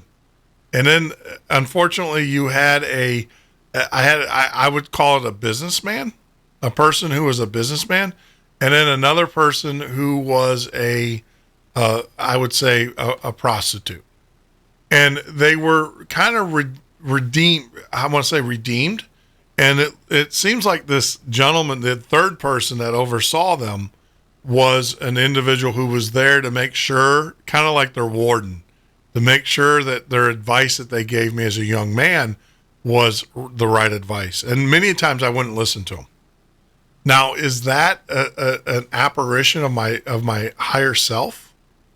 Was that my way of communicating with my visually at a young age, at a younger age? Because I used to have these when I was younger, and I'm talking when I was in high school.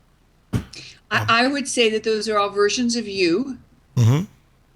And the guy with the hood, he was the guy who, I'll use the word, was a black magician. So he, anybody who has a hood on and you can't see their face, they are, they're on the dark side. I mean, It's like Darth Vader kind of energy. You just look at that and say they've chosen that path. And I want to say that that's just a choice. It's a path. It's okay. We're not judging it here. We're just looking at it. And then the second one was probably you as the businessman, and the third one, you as the experimenter and the, pushing the envelope of life. Oh. And then that overseer is maybe your higher self, that guy who's kind of like watching it all and weaving it all together into a body of knowledge. Because if you had those experiences, when you do something that hurts people, and those of us who've been married more than once, we can honestly say, yeah, we probably hurt our first husband or our first wife, and we regret some of the stupid stuff we did. Yeah. I include myself in that. At the same time, that gives me wisdom second time around so that I don't repeat those mistakes. Now I could, and that's what some people do until they get their act together. But for me personally, I deeply regretted the end of my first marriage because I really loved my husband and he was a good man and he really loved me and he knew I was a good woman. But we hit a crossroads and we couldn't go past it. Yeah. And as we look at life, if we have an experience, sometimes we set up those failures, not because we want to pay a debt or hurt someone, but because it's time for change. And look at yourself. You described early in the show how you were sweethearts with your wife, mm-hmm. and then you both went in different directions and married other people, had families, and then reconnected, 20 years later, and rekindled the love that was always there. And so those other experiences gave you wisdom that make you a far better spouse to her than you would have been if you'd married her right off the bat. Oh, absolutely. She says that to this day. She's like, if we ever got married when we wanted to get married, she goes, we'd been divorced and we would be hating each other. Right. Yeah. And, I feel that way about my husband.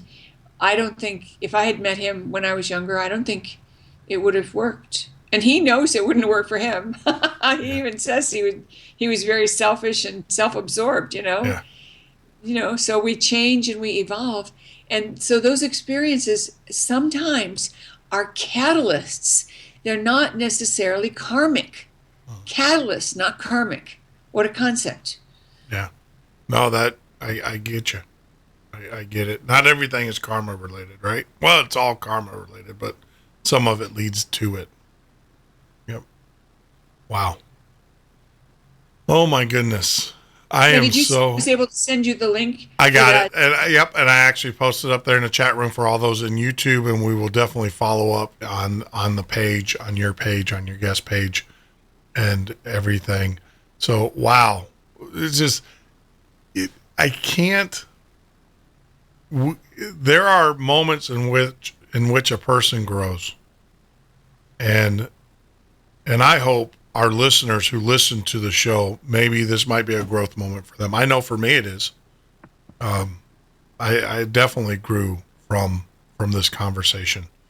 There is so much that, and please understand, it's, how do I say, I'm flustered because one of the things is I'm never at a loss for words, Maureen. I'm never at a loss for words. I mean, I'm in the wrong business if I ever get lost for words. But I will tell you, this conversation has left me at times lost for words. And it's just, it's just amazing. It's kind of like, they call it the book of life, or the secret book, the president's book. And someone opened that up and said, here, you can read it. And it's just, it's kind of like that. It's kind of like all the secrets. And I understand that what you're teaching and what you're encouraging is the fact that this is all within us. It's all within every one of us. We have this ability to seek, to have a higher self and to have access to those records. I guess my question is now, my mortal mind kicks in and says, all right, so I am given this esoteric knowledge, as Brad Olson wrote in his book. I now know this. I now know something that someone else does not know. How do you keep that from being bad? Because that is an awesome set of power. I mean, that's an incredible set of power to know this. I mean, have you heard of, is there signs, things where this can be used as evil, or does it go away if you start using it for your own good or for an evil purpose or to manipulate other people? Because if I know something about someone else, my human nature is to possibly use that against them. How do you control that? Well, what happens when you connect with the divine self, you become more of your divine self. Okay. So it's like by association, you actually become a better person. Okay. So even if yesterday you were inclined to misuse a piece of information about your friend, when you want something, when you start connecting with your divine self on a regular basis, that I'll call it that beautiful gold fairy dust rubs off on you and you become a better person. Okay. So your desire to misuse the energy is less likely to even be of interest to you. Okay. And that's really the key. Now, we could go through history and say there have been certain adepts who have reached a stage of mastery and then flipped. I mean, that's really the classic iconic story of Darth Vader. Mm-hmm. And certainly there are ancient masters who did flip to the dark side for whatever reason. So I'm sure it is possible.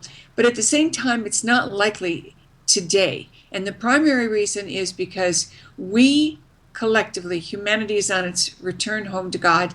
And what I mean by that is we're all being bombarded with good energy that makes it easier to do and behave in a God-centered way, more so than we behaved that way 2 years ago. And if you think back even 2 years ago or 4 years ago about how people treated each other on casual interactions, you start to notice, 2 years ago people weren't that nice. Or maybe they're so much nicer now that you've forgotten that people weren't sweet or kind-hearted. Now, the more you're plugged in to the divine self, the more you can see that contrast, and then you release it once you notice it. Other people wake up and they don't know that the world has changed. They just show up for the new version, and they're fully present, but they don't remember even that. The classic example would be a relative that makes fun of your interest in astrology, let's say, and they've done it for years. Every time you show up for Thanksgiving, they're always making some crack about, she's an Aquarius, she thinks she blah, blah, blah. And then one day, out of the blue, that same relative calls you and says, I met somebody and they're Gemini and I'm not quite sure how to deal with this situation. What do you think? And they ask it like they're asking about a recipe. And you get off the phone and you think to yourself, that's really wild. They used to make fun of it. And they won't even know that they've changed. Yeah. So everything's changing for the better. I see that. In, actually in the show that we do here, and with relatives who now contact me and ask me, and it's like, well, I never knew that. I never knew that you were, and then we have a great conversation afterwards. And because they would never divulge that, or they would, oh, you're crazy. That's insane. That's crazy talk. And everything. And now you're absolutely right. Now I have very deep and meaningful conversations with these people. And it's funny because it's almost like you're not connected to them, or you felt you prior to this, this disclosure, you feel completely disconnected from them because there's no common interest. Now that they opened up to you, it's like a whole conversation comes up, and now you're connected with them in a unique, very unique way. Yes, I can see that. It's quite lovely and quite wonderful. And you might be the only one that notices that they've changed. Yeah. That's the cool thing. So, and that's, going back to your question, why wouldn't I misuse it? There is an element of responsibility. So for someone like me, sometimes I get information that I'm not excited about telling someone about, and I never reveal information to people unless they pay me, or like a radio show like we're doing, or I get told after I gotten the information, I ask, am I to share this with them? There's a blog post that I wrote in Akashic Records blog, akashicrecordsblog.com, about an incident where I saw my husband's being taken out. And I wrestled with it for a number of weeks. And I kept checking in. I couldn't get a read on whether or not I should tell him. Finally, honey, have you thought about going back to that job site that you've been working on? And he said, without skipping a beat, well, if you told me not to go, I wouldn't go. And so I told him what I was seeing. And he said, well, would you open the Akashic Records for me tomorrow? I'd like to ask a few questions. And I said, sure. Now, keep in mind, my husband is an investigator for why fires occurs. He's a scientist, so he's looking at and the reason somebody wants to know what caused the fire, so they know what insurance company is going to pay the bill. I mean, it's kind of like a detective thing, only from a science standpoint. Yeah. So I'm thinking, all right, he's just been told he might die. He's probably going to be asking me, can it be prevented? Is it my highest and best good to go back to that place? Do I need to do that? Whatever, like that. This was a big job, and he really wanted to go back. But that's not what happened. When I opened up the records, he said to me, what caused the fires? And without skipping a beat, the record keepers, through me, said, well, there were a couple of fires, and they were set to cover up a couple of murders.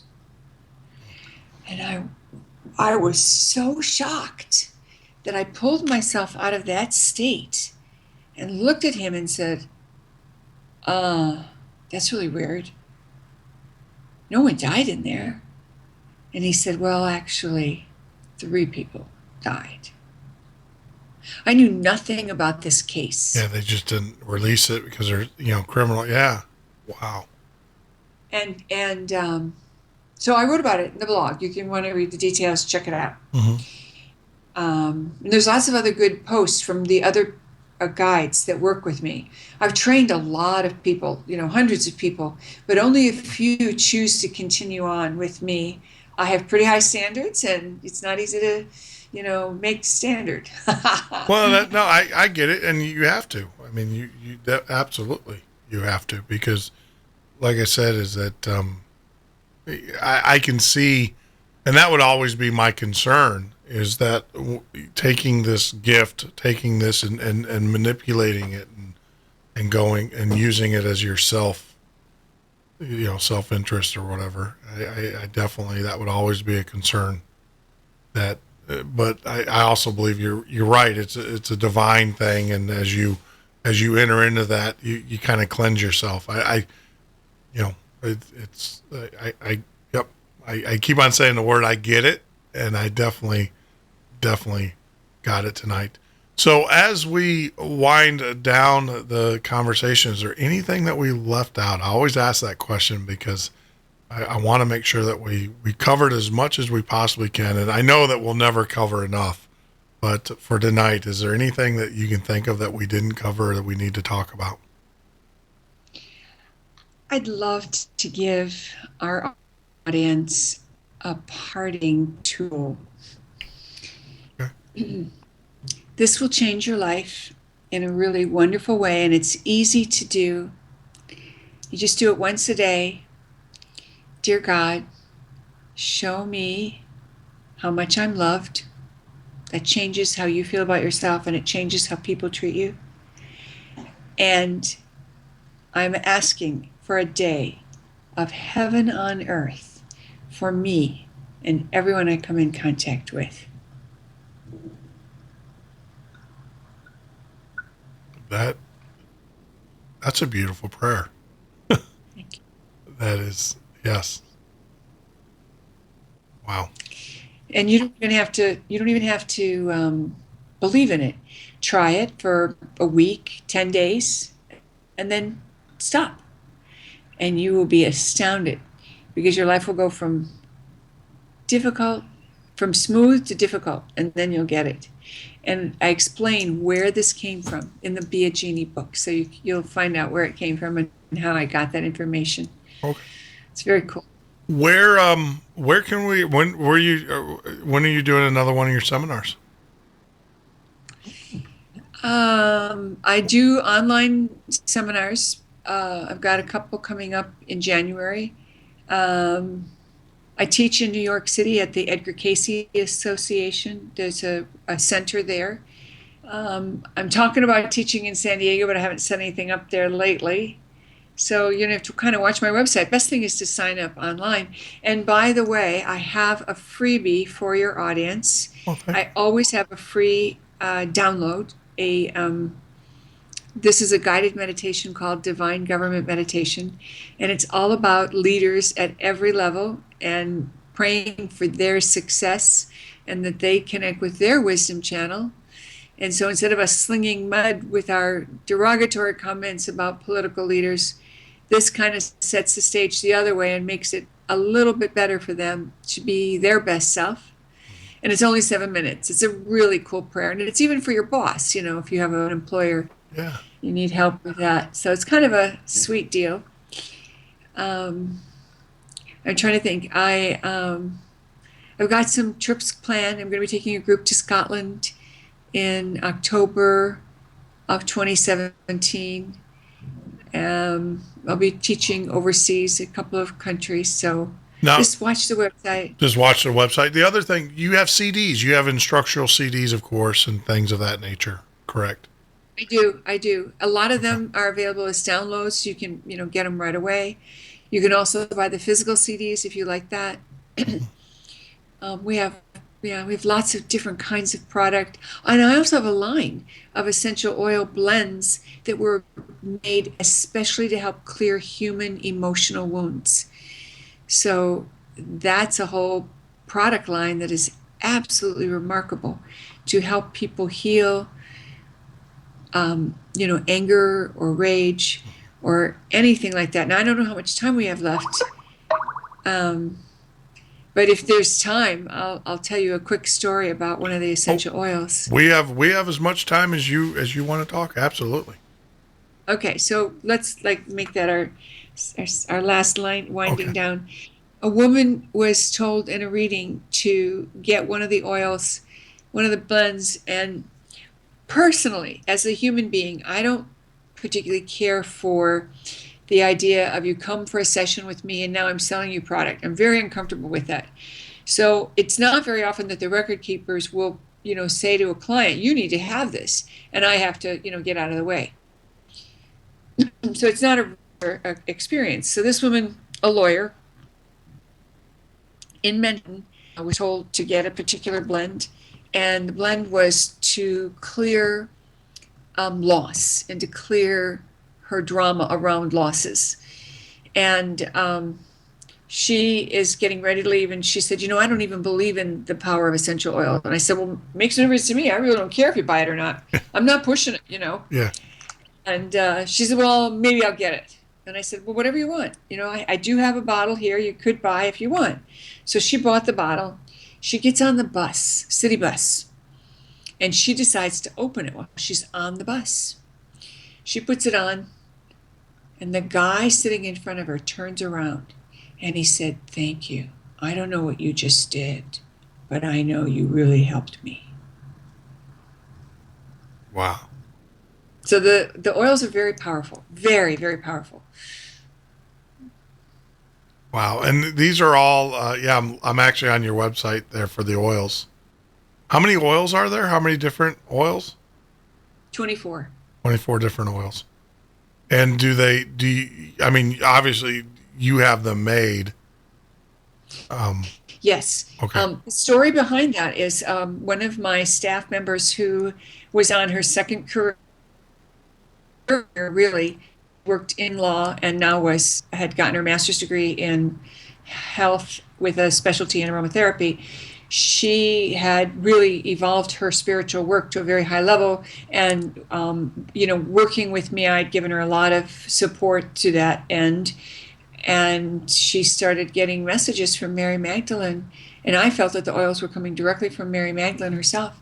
And the blends were formulas that she was being given in the dream time, and she'd wake up with them, just like you woke up with that instruction when we moved to Florida. Yeah. She woke up with formulas, and the formulas were unusual. They broke some of the standard rules of blending, so she knew she wasn't coming up with them because she knew better. Yeah. Yeah, I'm reading some of the blends here, and it's like, how would you ever think about putting that together? Yeah. And stuff. It's wow. It's like all good dinner dates without the dinner, of course. But tonight, I hate for it to end, but they all have to end. I mean, that makes them memorable, and that makes you appreciate the time that we've spent together so much more. But I don't want it to end, but it's got to. I get it.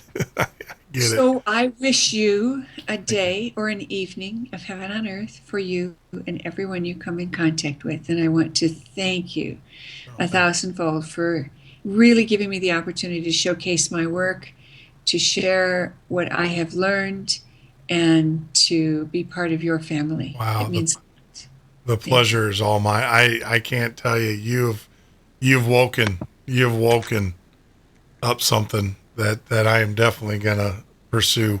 Can I be, I guess, a little ungrateful and ask you to do one more thing for me?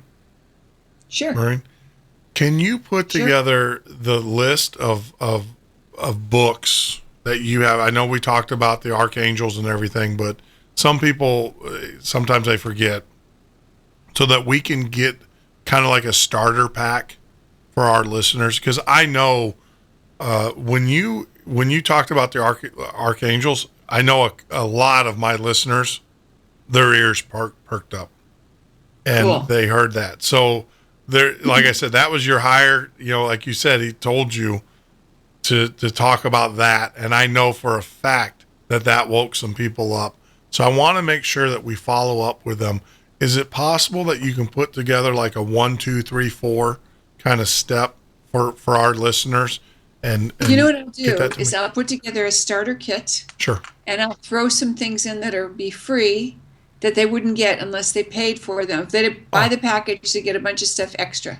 Thank you very much, because I think because we're going to have a lot of listeners tomorrow that are going to download this, and they're going to be driving, or they're going to be going to work or at work, and they won't have the time. And I just want to let them know, don't worry about it. Listen to the message, listen to the show. I'm going to put this in front of the show, this statement in front of the show for everybody. He's like, look, don't worry about writing this stuff down. Listen to the show. After the fact, go to the website and we'll have everything there for you. But I thoroughly enjoyed our conversation tonight. I know our guest did. I thank you very much. You have awoken something in me, and we will be in touch. We will definitely be in touch. I'll let you know how it goes. I'm on the 6-week program starting tomorrow. Well, actually starting today. I started tonight, right? Why not? So yeah, so I'll keep you posted. And trust me, I'll let you know how it works out. I think we all know how it's going to work out. So Maureen, I thank you. I don't want to let you go. Well, think of the fact that I actually have a seminar for tomorrow morning that I need to go to. So there we go. We'll let you go. Time with you. And now you can let me go guilt-free, knowing that you are helping me out. That's right. That's right. And I will definitely follow you on your blog and stuff. But take care of yourself, and thank you very much. So everybody, that was Maureen St. Germain joining us. Wow. Wow.